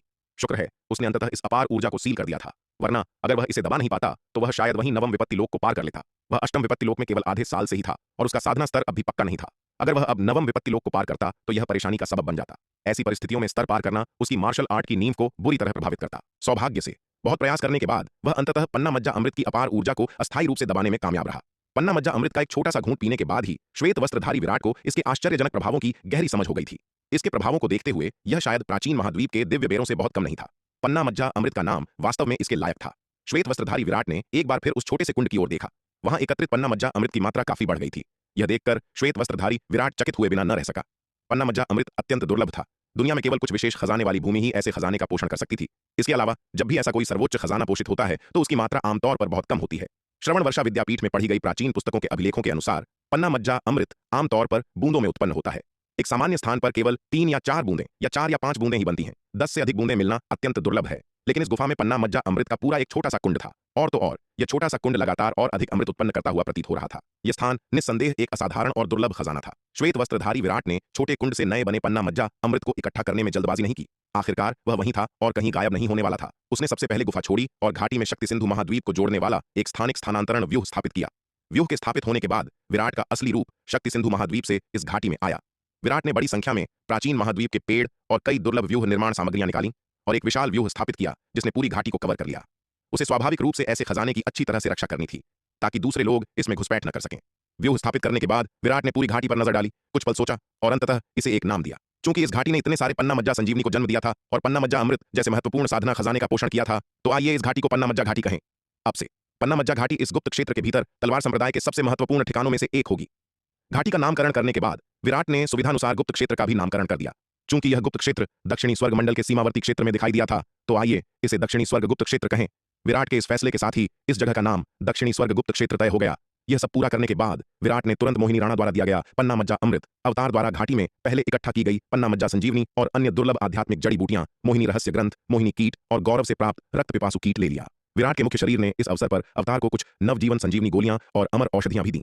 इससे पहले अवतार ने अपनी कई नवजीवन संजीवनी गोलियां और अमर औषधियां मोहिनी राणा को दे दी थीं, जिससे उसके पास बहुत कम बची थीं। इसलिए किसी भी आपात स्थिति के लिए विराट के मुख्य शरीर ने जुबैदा से काफी मात्रा में गोलियां लेकर अवतार को दे दी। यह सब करने के बाद विराट का मुख्य शरीर दक्षिणी स्वर्ग गुप्त क्षेत्र में नहीं रुका और स्थानिक स्थानांतरण व्यूह के माध्यम से तुरंत शक्ति सिंधु महाद्वीप लौट आया। शक्ति सिंधु महाद्वीप लौटते ही विराट तुरंत जुबैदा के औषधि भवन में गया और उसे दुर्लभ आध्यात्मिक जड़ी बूटियां और पन्ना मज्जा अमृत सौंप दिया। वाह विराट, तुम्हें इतनी सारी उच्च श्रेणी की आध्यात्मिक जड़ी बूटियां कहां से मिली, और पन्ना मज्जा अमृत भी? विराट से इतनी सारी उच्च श्रेणी की आध्यात्मिक जड़ी बूटियां देखकर जुबैदा हैरान भी थी और उत्साहित भी। अमर स्तरीय गोलियों पर अपने वर्तमान शोध के लिए उसे इन उच्च श्रेणी की जड़ी बूटियों की सबसे अधिक आवश्यकता थी। इस दौरान जब भी उसे इन जड़ी बूटियों की आवश्यकता होती थी तो उसे शालिनी से कहना पड़ता था कि वह दक्षिणी स्वर्ग महाद्वीप के सुवर्ण भूमि व्यापार मंडल से इन्हें खरीदने का कोई तरीका निकाले। हालांकि दक्षिणी स्वर्ग महाद्वीप से इन जड़ी बूटियों को प्राप्त करने में शालिनी को हमेशा काफी समय लगता था और यह मात्रा कभी भी उसकी जरूरतों को पूरा करने के लिए पर्याप्त नहीं होती थी। गोलियां बनाने के लिए जुबैदा को बहुत बड़ी मात्रा में सामग्री की आवश्यकता होती थी। पहले जब वह निम्न श्रेणी की गोलियां बनाती थी तो वह बेफिक्र होकर अपनी जरूरत की आध्यात्मिक जड़ी बूटियों का इस्तेमाल कर सकती थी, क्योंकि तलवार संप्रदाय उन्हें उगा सकता था। आध्यात्मिक जड़ी बूटियों की इतनी खर्चीली खपत की आदी हो चुकी जुबैदा को इस अचानक लगी पाबंदी ने काफी दुखी कर दिया था। शालिनी पर भी हाल ही में काफी दबाव था। जुबैदा का तलवार संप्रदाय में एक विशेष स्थान था और शालिनी जैसी हैसियत वाली भी उसे जरा भी नाराज करने की हिम्मत नहीं कर सकती थी। हालांकि जुबैदा नाखुश थी, लेकिन वह जानती थी कि इन उच्च श्रेणी की आध्यात्मिक जड़ी बूटियों को प्राप्त करना आसान नहीं था, खासकर इसलिए क्योंकि उसे भारी मात्रा में इनकी आवश्यकता थी। अपनी नाराजगी के बावजूद जुबैदा ने शालिनी को दोष नहीं दिया, लेकिन भले ही जुबैदा ने शालिनी को दोष नहीं दिया, फिर भी उसने जड़ी बूटियों की प्रगति के बारे में पूछने के लिए बार बार रूहानी को भेजा, जिससे शालिनी पर काफी दबाव पड़ा। शालिनी अभी तक जुबैदा की जरूरत की कई दुर्लभ आध्यात्मिक जड़ी बूटियां प्राप्त नहीं कर पाई थी, जिससे उसे कुछ परेशानी हो रही थी। अब विराट जो आध्यात्मिक जड़ी बूटियां लाया था उनमें वे जड़ी बूटियां शामिल थीं जिनकी उसे तलाश थी, और वह भी अच्छी खासी मात्रा में। खासकर इसलिए क्योंकि इन चीजों में पन्ना मज्जा अमृत जैसा खजाना भी शामिल था। जुबैदा का उत्साह साफ छलक रहा था। मुझे यह सब दक्षिणी स्वर्गगुप्त क्षेत्र की पन्ना मज्जा घाटी से मिला है, विराट ने मुस्कुराते हुए कहा। दक्षिणी स्वर्गगुप्त क्षेत्र, पन्ना मज्जा घाटी, वह कैसी जगह है? जुबैदा ने उलझन में पूछा। उसने इस जगह के बारे में पहले कभी नहीं सुना था। यह दक्षिणी स्वर्गमंडल की सीमा पर खोजा गया एक नया गुप्त क्षेत्र है। इसके बाद विराट ने जुबैदा को दक्षिणी स्वर्गगुप्त क्षेत्र के बारे में सामान्य जानकारी दी। इतनी शानदार जगह, विराट, मुझे जल्दी से वहां ले चलो। विराट की बात सुनकर जुबैदा ने उत्साह से कहा। ठीक है, विराट ने सिर हिलाया। फिर वह जुबैदा को स्थानिक स्थानांतरण व्यूह के माध्यम से दक्षिणी स्वर्गगुप्त क्षेत्र की पन्ना मज्जा घाटी में ले गया। कितनी अद्भुत जगह है, कितनी अद्भुत जगह है। अपने सामने धुंध भरी घाटी को देखकर जुबैदा ने उत्साह से कहा, यह सच में जड़ी बूटियां उगाने और गोलियां बनाने के लिए एक पवित्र भूमि है। विराट, मुझे यहां एक औषधि कक्ष बनाने में मदद करो, मैं यहीं गोलियां बनाना चाहती हूं। जुबैदा विराट की ओर मुड़ी, उसकी आवाज उत्साह से भरी हुई थी। इस घाटी का वातावरण असाधारण रूप से सुंदर था। अगर वह यहां प्राकृतिक इलाके का लाभ उठाते हुए गोलियां बनाती है तो उसे उम्मीद थी कि वह और भी शक्तिशाली औषधियां बना सकती है। तुम यहां गोलियां बनाने वाली हो? यह सुनकर विराट हैरान रह गया। क्यों, क्या यह मना है? जुबैदा ने उसकी ओर देखते हुए पूछा। ऐसा नहीं है कि यह मना है। विराट एक पल के लिए झिझका। बस बात यह है कि इस दक्षिणी स्वर्गगुप्त क्षेत्र में अभी भी बहुत सी चीजें अज्ञात हैं। तुम्हारे लिए यहां रहकर गोलियां बनाना सुरक्षित नहीं हो सकता है। इसमें असुरक्षित क्या है? जुबैदा ने लापरवाही से कहा। मैं इस घाटी में गोलियां बना रही हूं, कहीं और नहीं जा रही हूं। तुम्हें शायद दूसरी जगहों की स्थिति ना पता हो, लेकिन इस घाटी की स्थिति तो तुम्हें पता ही होगी। इसके अलावा यहां एक स्थानिक स्थानांतरण व्यूह भी है। अगर मुझे कोई खतरा महसूस हुआ तो मैं इसका इस्तेमाल करके तुरंत शक्ति सिंधु महाद्वीप वापस जा सकती हूं। जुबैदा की बातें सुनकर विराट को अभी भी कुछ झिझक थी। अरे विराट, तुम इतना क्यों सोच रहे हो? जुबैदा ने कुछ असंतोष के साथ कहा। अब जबकि मैं जिन गोलियों को बना रही हूं उनका स्तर ऊंचा होता जा रहा है, इसलिए शक्ति सिंधु महाद्वीप पर इन्हें बनाना अब ठीक नहीं है, वरना ऐसे ही चलता रहा तो शक्ति सिंधु महाद्वीप पर दबाव बढ़ता ही जाएगा। वैसे भी मुझे गोलियां बनाने के लिए जल्दी या बाद में कोई दूसरी जगह ढूंढनी ही पड़ेगी, तो क्यों ना इस मौके का फायदा उठाकर नए औषधि कक्ष को यहीं ले आएं। ठीक है। अंततः विराट ने सहमति में सिर हिला दिया। जुबैदा जो कह रही थी वह सचमुच तार्किक था। जुबैदा अभी जो गोलियां बना रही थीं वे मूल रूप से सभी अमर स्तर या उससे ऊंचे स्तर की थीं। इस स्तर की गोलियां बनाने से शक्ति सिंधु महाद्वीप पर बहुत दबाव पड़ेगा। आखिरकार शक्ति सिंधु महाद्वीप केवल एक निम्न स्तरीय महाद्वीप था। शक्ति सिंधु महाद्वीप के मूल स्तर के साथ महाविपत्ति लोक की शक्ति को सहन करना पहले से ही इसकी सीमा थी। अमर लोक की शक्ति तो दूर की बात थी। शक्ति सिंधु महाद्वीप जुबैदा द्वारा लंबे समय तक अमर औषधि के निर्माण को इसलिए सहन कर पा रहा था क्योंकि विराट ने पिछले कुछ वर्षों में शक्ति सिंधु महाद्वीप पर एक महा आध्यात्मिक ऊर्जा एकत्रीकरण व्यूह स्थापित किया था, जिससे महाद्वीप की आध्यात्मिक ऊर्जा की सांद्रता और स्तर में काफी वृद्धि हुई थी। इन सुधारों के बाद शक्ति सिंधु महाद्वीप का स्तर काफी बढ़ गया था, अन्यथा इसके पिछले स्तर के साथ एक अमर लोक के विशेषज्ञ की शक्ति का सामना करना असंभव होता। फिर भी जुबैदा का गोलियां बनाना शक्ति सिंधु महाद्वीप पर काफी दबाव डाल रहा था। खासकर जैसे जैसे उसके द्वारा बनाई गई गोलियों की गुणवत्ता बढ़ी, शक्ति सिंधु महाद्वीप पर दबाव भी बढ़ता गया। यह स्थिति वास्तव में लंबे समय तक चलने वाली नहीं थी। असल में जुबैदा ने पहले ही विराट से कहा था कि वह शक्ति सिंधु महाद्वीप की स्थिरता को प्रभावित करने से बचने के लिए अपनी गोलियां बनाने की जगह बदलना चाहती है। हालांकि जुबैदा की सुरक्षा को लेकर चिंतित होने के कारण विराट सहमत नहीं हुआ था। असल में विराट ने पहले जुबैदा के औषधि कक्ष को शून्य समाधि महाद्वीप में ले जाने पर विचार किया था। आखिरकार शून्य समाधि महाद्वीप दक्षिणी स्वर्ग मंडल में नहीं था, जिससे यह शक्ति सिंधु महाद्वीप के बाद यकीनन सबसे सुरक्षित जगह थी। हालांकि शून्य समाधि महाद्वीप के आकाश के बाहर ईशान महाद्वीप की स्थिति का पता चलने के बाद विराट ने अपनी योजना छोड़ दी। ईशान महाद्वीप की खोज से विराट को एहसास हुआ कि शून्य समाधि महाद्वीप का वातावरण सुरक्षित नहीं था, यहां तक कि वह शक्ति सिंधु महाद्वीप से भी ज्यादा खतरनाक था। यदि एक दिन हड्डी दानव वंश को शून्य समाधि महाद्वीप की असामान्यताओं का पता चल गया और उसने हमला करने के लिए एक बड़ी सेना भेज दी, तो शून्य समाधि महाद्वीप को अत्यंत खतरनाक स्थिति का सामना करना पड़ेगा। विराट जुबैदा को कभी भी इतने खतरनाक माहौल में नहीं रखता, इसलिए जुबैदा का गोलियां बनाने की जगह बदलने का विचार टलता गया। अब जुबैदा ने फिर से यह बात छेड़ी और वह दक्षिणी स्वर्ग गुप्त क्षेत्र की पन्ना मज्जा घाटी में अपनी गोलियां बनाने की जगह स्थापित करना चाहती थी, और विराट के पास सहमत होने के अलावा कोई विकल्प नहीं था। हालांकि दक्षिणी स्वर्ग गुप्त क्षेत्र के बारे में कई अज्ञात बातें थीं, लेकिन कम से कम उसे पन्ना मज्जा घाटी के आसपास के माहौल की समझ तो थी। कम से कम अभी के लिए पन्ना मज्जा घाटी के आसपास कोई तत्काल खतरा नहीं था। जैसा कि जुबैदा ने कहा, वह पन्ना मज्जा घाटी में गोलियां बना रही थीं और कहीं और नहीं गई थीं, इसलिए उसे किसी खतरे का सामना नहीं करना पड़ेगा। इसके अलावा पन्ना मज्जा घाटी एक स्थानिक स्थानांतरण व्यूह से सुसज्जित थी। अगर उसे किसी खतरे का सामना करना भी पड़ा तो वह किसी भी समय स्थानिक स्थानांतरण व्यूह के माध्यम से निकल सकती थी। यह हुई ना बात। विराट की सहमति सुनकर जुबैदा ने खुशी से मुस्कुराते हुए कहा। जुबैदा के अनुरोध पर सहमत होने के बाद विराट ने तुरंत निर्माण कार्यशाला के प्रमुख तेजस्वी सिंह को खोजा और उनसे कार्यशाला के वास्तुकारों को जुबैदा के लिए औषधि कक्ष बनाने के लिए दक्षिणी स्वर्गगुप्त क्षेत्र की पन्ना मज्जा घाटी ले जाने को कहा। विराट के निर्देश मिलने पर तेजस्वी सिंह ने कोई झिझक नहीं दिखाई। वह तुरंत निर्माण कार्यशाला के प्रमुख वास्तुकारों के समूह को लेकर जुबैदा के लिए औषधि कक्ष बनाने के लिए दक्षिणी स्वर्गगुप्त क्षेत्र की पन्ना मज्जा घाटी गए। तेजस्वी सिंह और कार्यशाला के वास्तुकारों के निर्माण के तहत जुबैदा का औषधि कक्ष केवल एक दिन में बनकर तैयार हो गया। घाटी में तेजी से एक विशाल इमारत खड़ी हो गई। यह इमारत परिधि में दसियों हजार मील बड़ी थी। इस औषधि कक्ष को बनाने के लिए इस्तेमाल की गई सामग्रियां तलवार संप्रदाय के पास उपलब्ध सर्वोत्तम सामग्रियां थीं। तेजस्वी सिंह और वास्तुकारों द्वारा निर्माण पूरा करने के बाद विराट ने व्यक्तिगत रूप से उस पर ऋण अंकित किए। फिर उसने कई सुरक्षात्मक व्यूह स्थापित किए। इन व्यवस्थाओं के साथ जुबैदा का औषधि कक्ष लगभग अभेद्य हो गया। यहां तक कि 9वें स्तर के अमर लोक के विशेषज्ञ के लिए भी इसकी सुरक्षा को भेदना मुश्किल होगा। जब तक कोई अर्धचरण गहन शून्य लोक का विशेषज्ञ नहीं आ जाता, तब तक जुबैदा की सुरक्षा वस्तुतः सुनिश्चित थी।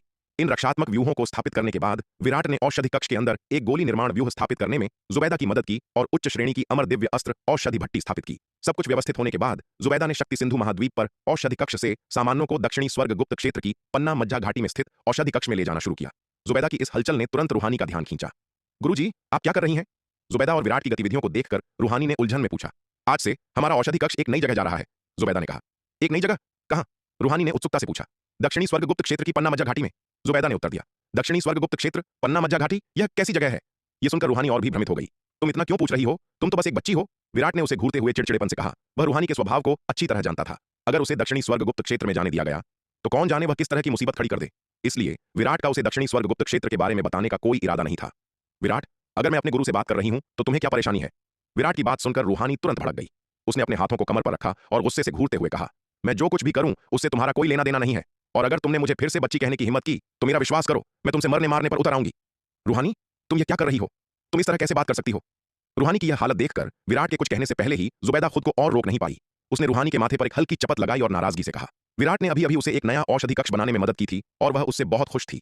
अब रूहानी को इस तरह तमाशा करते देख उसने स्वाभाविक रूप से विराट का पक्ष लिया। गुरुजी, आप उस दुष्ट विराट को मुझे परेशान करने में मदद क्यों कर रही हैं? जुबैदा की बात सुनकर रूहानी का सारा गुस्सा पल भर में छुमंतर हो गया। उसने अपनी बड़ी बड़ी आंखें झपकाईं और बहुत ही दयनीय स्वर में कहा। वह विराट के साथ तो उग्र होने की हिम्मत कर सकती थी, लेकिन जुबैदा के सामने वह लापरवाही से काम करने की हिम्मत नहीं कर सकती थी। अगर विराट उसे परेशान करता तो वह जुबैदा से मदद मांग सकती थी, या गुरु कावेरी से शिकायत कर सकती थी, या यहां तक कि विराट की मां मीरा से भी शिकायत कर सकती थी, जो उसकी मदद करती। लेकिन अगर जुबैदा उससे निपटना चाहती तो पूरे तलवार संप्रदाय में कोई उसे नहीं बचा सकता था। इसलिए रूहानी ने जुबैदा के सामने कोई भी नखरा दिखाने की हिम्मत नहीं की। बकवास मत करो, हमने तुम्हें कैसे परेशान किया? यह सुनकर जुबैदा ने उसके सिर पर एक और चपत लगाई और चिढ़कर कहा, गुरुजी, आप अभी भी कह रही हैं कि आपने उस दुष्ट विराट की मदद नहीं की। उसके आते ही आपने मुझे मारना शुरू कर दिया। आप मेरे साथ पहले ऐसा बर्ताव नहीं करती थीं। रूहानी ने अपना सिर पकड़ते हुए उदासी से कहा। ठीक है, यहां नाटक करना बंद करो, जल्दी करो और मेरा सामान ले जाने में मेरी मदद करो। जुबैदा ने उसे घूरते हुए चिड़चिड़ेपन से कहा। वह अपनी शिष्या के स्वभाव को अच्छी तरह जानती थी। उसके बेफिक्र स्वभाव के साथ उसके लिए इतनी छोटी सी बात पर उदास होना असंभव था। यह नाटक बस एक दिखावा था। उसे नहीं पता था कि लड़की ने ये चालें कहां से सीखी हैं। उसने उसे पहले कभी इस तरह का नाटक करते नहीं देखा था। जी गुरुजी, जुबैदा के शब्द सुनकर रूहानी तुरंत खुश हो गई। गुरुजी, क्या अब हम दक्षिणी स्वर्गगुप्त क्षेत्र की पन्ना मज्जा घाटी जा रहे हैं? रूहानी ने उत्साह से पूछा। इस समय रूहानी में दयनीयता का कोई नामो निशान नहीं था। उसे इस तरह देखकर विराट उसे तिरछी नजर से देखे बिना न रह सका। इस छोटी लड़की के अभिनय का हुनर निखरता ही जा रहा था। पहले उसमें ऐसी क्षमताएं नहीं थीं। उसने शायद उस बेवकूफ नन्ही चिड़िया के साथ बहुत ज्यादा घूमने से ये सीखी थी। यह सोचकर विराट के अंदर गुस्से की लहर दौड़ गई। वह बेवकूफ नन्ही चिड़िया, न जाने उसने कितने लोगों को बिगाड़ दिया है। चंपा उसके कारण बिगड़ गई, निहारिका उसके कारण बिगड़ गई, और अब जुबैदा भी उसके कारण गलत रास्ते पर जा रही है। कभी कभी वह सच में उस बेवकूफ नन्ही चिड़िया को उल्टा लटकाकर अच्छी तरह पीटना चाहता था। बिल्कुल, जुबैदा ने सिर हिलाकर कहा। ठीक है, मैं गुरुजी को इसे ले जाने में अभी मदद करती हूं। यह सुनकर रूहानी ने उत्साह से कहा। मासी जुबैदा, क्या आप सच में रूहानी को भी पन्ना मज्जा घाटी ले जाने की योजना बना रही हैं? जुबैदा की बात सुनकर विराट पूछे बिना न रह सका। विराट, क्या इसमें कोई परेशानी है? जुबैदा ने उसे देखते हुए पूछा। मासी जुबैदा, आप जानती हैं कि रूहानी का स्वभाव कैसा है। अगर वह दक्षिणी स्वर्गगुप्त क्षेत्र में भाग गई तो कौन जाने वह कैसी मुसीबत खड़ी कर दे। अभी दक्षिणी स्वर्गगुप्त क्षेत्र में कई अनजान चीजें हैं। क्या उसे पन्ना मज्जा घाटी ले जाना थोड़ा अनुचित नहीं है? विराट ने कहा। विराट, तुम्हारा क्या मतलब है? मैं पन्ना मज्जा घाटी क्यों नहीं जा सकती? विराट की बात सुनकर रूहानी आगा बबूला हो गई। उसने उसे घूरते हुए गुस्से से चिल्लाकर कहा। विराट ने रूहानी के गुस्से को पूरी तरह नजरअंदाज कर दिया। रूहानी पन्ना मज्जा घाटी जा सकती थी या नहीं, इसका उसके रवैये से कोई लेना देना नहीं था। जुबैदा का रवैया ही मुख्य था। कोई बात नहीं, रूहानी अपनी हद में रहेगी, जुबैदा ने अपना हाथ हिलाते हुए कहा। इसके अलावा मैं उस पर नजर रखूंगी और उसे इधर उधर भागने से रोकूंगी। कम से कम तुम पूरी पन्ना मज्जा घाटी को सील करने के लिए एक व्यूह स्थापित कर सकते हो, जिससे कोई अंदर या बाहर न जा सके। इतना काफी होना चाहिए। तुम ऐसा कर सकते हो ना? यह संभव है। यह सुनकर विराट ने सिर हिलाया। उसने पूरी पन्ना मज्जा घाटी के विशाल व्यूह में थोड़ा बदलाव किया। इसे पूरी तरह से सील कर दिया और इसे बाहरी दुनिया से अलग कर दिया। इस तरह बाहरी लोग अंदर नहीं आ सकते थे और अंदर वाले बाहर नहीं जा सकते थे, जिससे पूरी पन्ना मज्जा घाटी की सुरक्षा सुनिश्चित होगी। गुरुजी, इसकी कोई जरूरत नहीं है। मैं वादा करती हूं कि एक बार पन्ना मज्जा घाटी पहुंचने के बाद मैं इधर उधर नहीं भटकूंगी।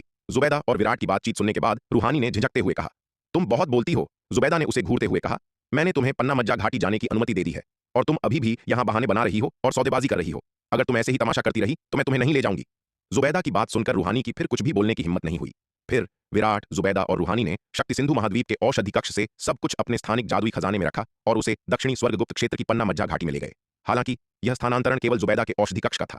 संपूर्ण औषधि भवन शक्ति सिंधु महाद्वीप पर ही रहा। तलवार संप्रदाय का औषधि भवन बहुत बड़ा था। पूरे भवन को स्थानांतरित करना एक बहुत बड़ा काम होगा। हालांकि पन्ना मज्जा घाटी भी पूरे भवन को समायोजित करने के लिए पर्याप्त बड़ी थी, लेकिन यह आवश्यकता से अधिक था। हालांकि दक्षिणी स्वर्गगुप्त क्षेत्र के कई पहलू अभी भी स्पष्ट नहीं है, इसलिए पूरे औषधि भवन को वहां ले जाना अभी उचित नहीं है। इसके अलावा जुबैदा को छोड़कर औषधि भवन के किसी भी कीमियागर में वर्तमान में अमर स्तरीय गोलियां बनाने की क्षमता नहीं है। शक्ति सिंधु महाद्वीप पर महाविपत्ति स्तर की गोलियां बनाने में कोई बड़ी समस्या नहीं होनी चाहिए। रूहानी स्थानिक स्थानांतरण व्यूह के माध्यम से दक्षिणी स्वर्गगुप्त क्षेत्र की पन्ना मज्जा घाटी में पहुंची। जब उसने दक्षिणी स्वर्गगुप्त क्षेत्र के भीतर आकाश और पृथ्वी के भयानक दबाव को महसूस किया तो वह बहुत प्रभावित हुई। दक्षिणी स्वर्गगुप्त क्षेत्र में आकाश और पृथ्वी का दबाव वास्तव में आश्चर्यजनक था। शक्ति सिंधु महाद्वीप तो दूर की बात थी, पूर्वी नक्षत्र महाद्वीप भी इससे बहुत पीछे था।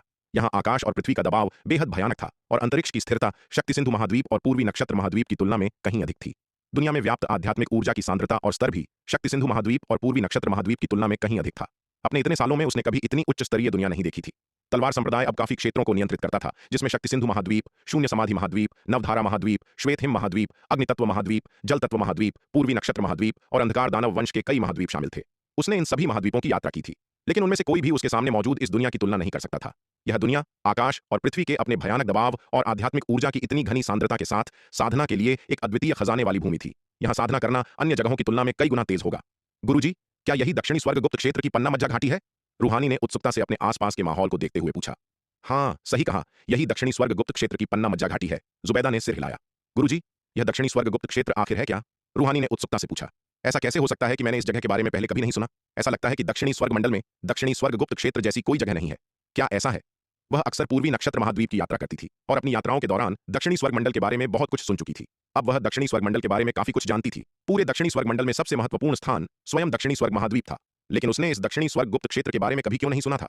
क्या ऐसा हो सकता है कि दक्षिणी स्वर्गगुप्त क्षेत्र दक्षिणी स्वर्गमंडल के भीतर भी न हो? वास्तव में न केवल रूहानी ने कभी दक्षिणी स्वर्गगुप्त क्षेत्र का नाम नहीं सुना था, बल्कि पूरे दक्षिणी स्वर्गमंडल में किसी ने भी इसके बारे में नहीं सुना था, क्योंकि यह नाम हाल ही में विराट ने दिया था। हम तुम क्या जानती हो? यह सुनकर जुबैदा ने नाक सिकोड़ते हुए कहा। ऐसी बहुत सी चीजें हैं जो तुम नहीं जानती, इसीलिए मैं हमेशा तुमसे कहती हूं कि ज्यादा किताबें पढ़ा करो और पागलों की तरह इधर उधर भागना बंद करो। असल में उसने भी कुछ समय पहले विराट से यही सवाल पूछा था। हालांकि वह स्वाभाविक रूप से अपनी शिष्या के सामने अपना अज्ञान नहीं दिखा सकती थी। आखिरकार एक गुरु के रूप में उसे जरूरत पड़ने पर अपनी गरिमा बनाए रखनी होती थी। उसकी शिष्या को यह पता चले कि उसे इस सवाल का जवाब नहीं पता है तो यह कितनी शर्मिंदगी की बात होगी। जुबैदा के शब्द सुनकर रूहानी की आवाज निकालने की हिम्मत नहीं हुई। वह जुबैदा के प्रभावशाली तरीके से पूरी तरह से डर गई थी। उसे सच में लगा कि वह अज्ञानी है और उसने दक्षिणी स्वर्गगुप्त क्षेत्र के बारे में नहीं सुना था, लेकिन उसे क्या पता था कि यह तो सिर्फ एक साल पहले ही दक्षिणी स्वर्गमंडल की सीमा पर दिखाई दिया था और यहां तक कि इसका नाम भी हाल ही में विराट ने ही रखा था। रूहानी के हैरान चेहरे को देखकर विराट को हंसी आ गई। केवल जुबैदा ही इस उद्दंड छोटी लड़की को संभाल सकती थी। अगर उसने ये शब्द कहे होते तो उसने पक्का पलटकर जवाब दिया होता। जुबैदा, विराट और रूहानी नए औषधि कक्ष में पहुंचे और शक्ति सिंधु महाद्वीप के औषधि कक्ष से लाए गए सामानों को सावधानी पूर्वक व्यवस्थित किया। गुरुजी, मैं पहले बाहर जाकर देखकर आती हूँ। औषधि कक्ष में सब कुछ व्यवस्थित करने के बाद रूहानी ने बेताबी से कहा। वह इस दक्षिणी स्वर्गगुप्त क्षेत्र के बारे में बहुत उत्सुक थी। उसने केवल इस जगह के वातावरण को संक्षेप में महसूस किया था और अभी तक इसका विस्तार से पता नहीं लगाया था। रूहानी, मैं तुम्हें चेतावनी दे रही हूँ, यह दक्षिणी स्वर्गगुप्त क्षेत्र बहुत खतरनाक है। इधर उधर भागने की हिम्मत भी मत करना, वरना मैं विराट से कहकर तुम्हें वापस भेज दूंगी और तुम्हें फिर कभी यहां नहीं आने दूंगी। रूहानी की बातें सुनकर जुबैदा ने तुरंत उसे घूरते हुए चेतावनी दी। मुझे पता है गुरुजी, मुझे पता है कि मैं क्या कर रही हूँ। रूहानी ने जल्दी से जवाब दिया। क्या आपको मेरे काम संभालने पर भरोसा नहीं है? कोई तुम्हारे काम संभालने पर कैसे भरोसा कर सकता है? विराट ने उसकी ओर देखकर कहा। विराट, तुम बीच में आग लगाना बंद करो। मुझे खुद पर भरोसा कैसे नहीं हो सकता? यह सुनकर रूहानी गुस्से से भड़क उठी। यह आदमी सच में बहुत नीच था। यह इसलिए था क्योंकि वह हमेशा उनकी गुरु से उसके बारे में चुगली करता रहता था कि उनकी गुरु को उससे इतनी शिकायतें थीं। उसने याद किया कि कैसे उनकी गुरु पहले उसे कितना प्यार करती थीं। ठीक है, तुम इस घाटी में खेल सकती हो, बस बाहर मत जाना, जुबैदा ने अपना हाथ हिलाते हुए कहा। समझ गई, रूहानी ने जल्दी से जवाब दिया। यह कहने के बाद रूहानी औषधि कक्ष में नहीं रुकी और बाहर भाग गई। मासी जुबैदा, मैं पहले पन्ना मज्जा घाटी के विशाल व्यूह में बदलाव करने जाता हूं, विराट ने जल्दी से कहा। वह रूहानी को लेकर चिंतित था। वह इस छोटी लड़की के स्वभाव को अच्छी तरह जानता था। वह आसानी से मान तो गई, लेकिन कौन जानता था कि जुबैदा के न देखने पर वह छुपकर बाहर निकल जाएगी या नहीं। उसे यह भी नहीं पता था कि दक्षिणी स्वर्गगुप्त क्षेत्र कितना बड़ा है। दक्षिणी स्वर्गगुप्त क्षेत्र की स्थिति के बारे में उसे अभी जो पता था वह तो बस हिमशैल का सिरा था। अगर रूहानी सच में यहां खो गई तो उसे समझ ही नहीं आएगा कि उसे कहां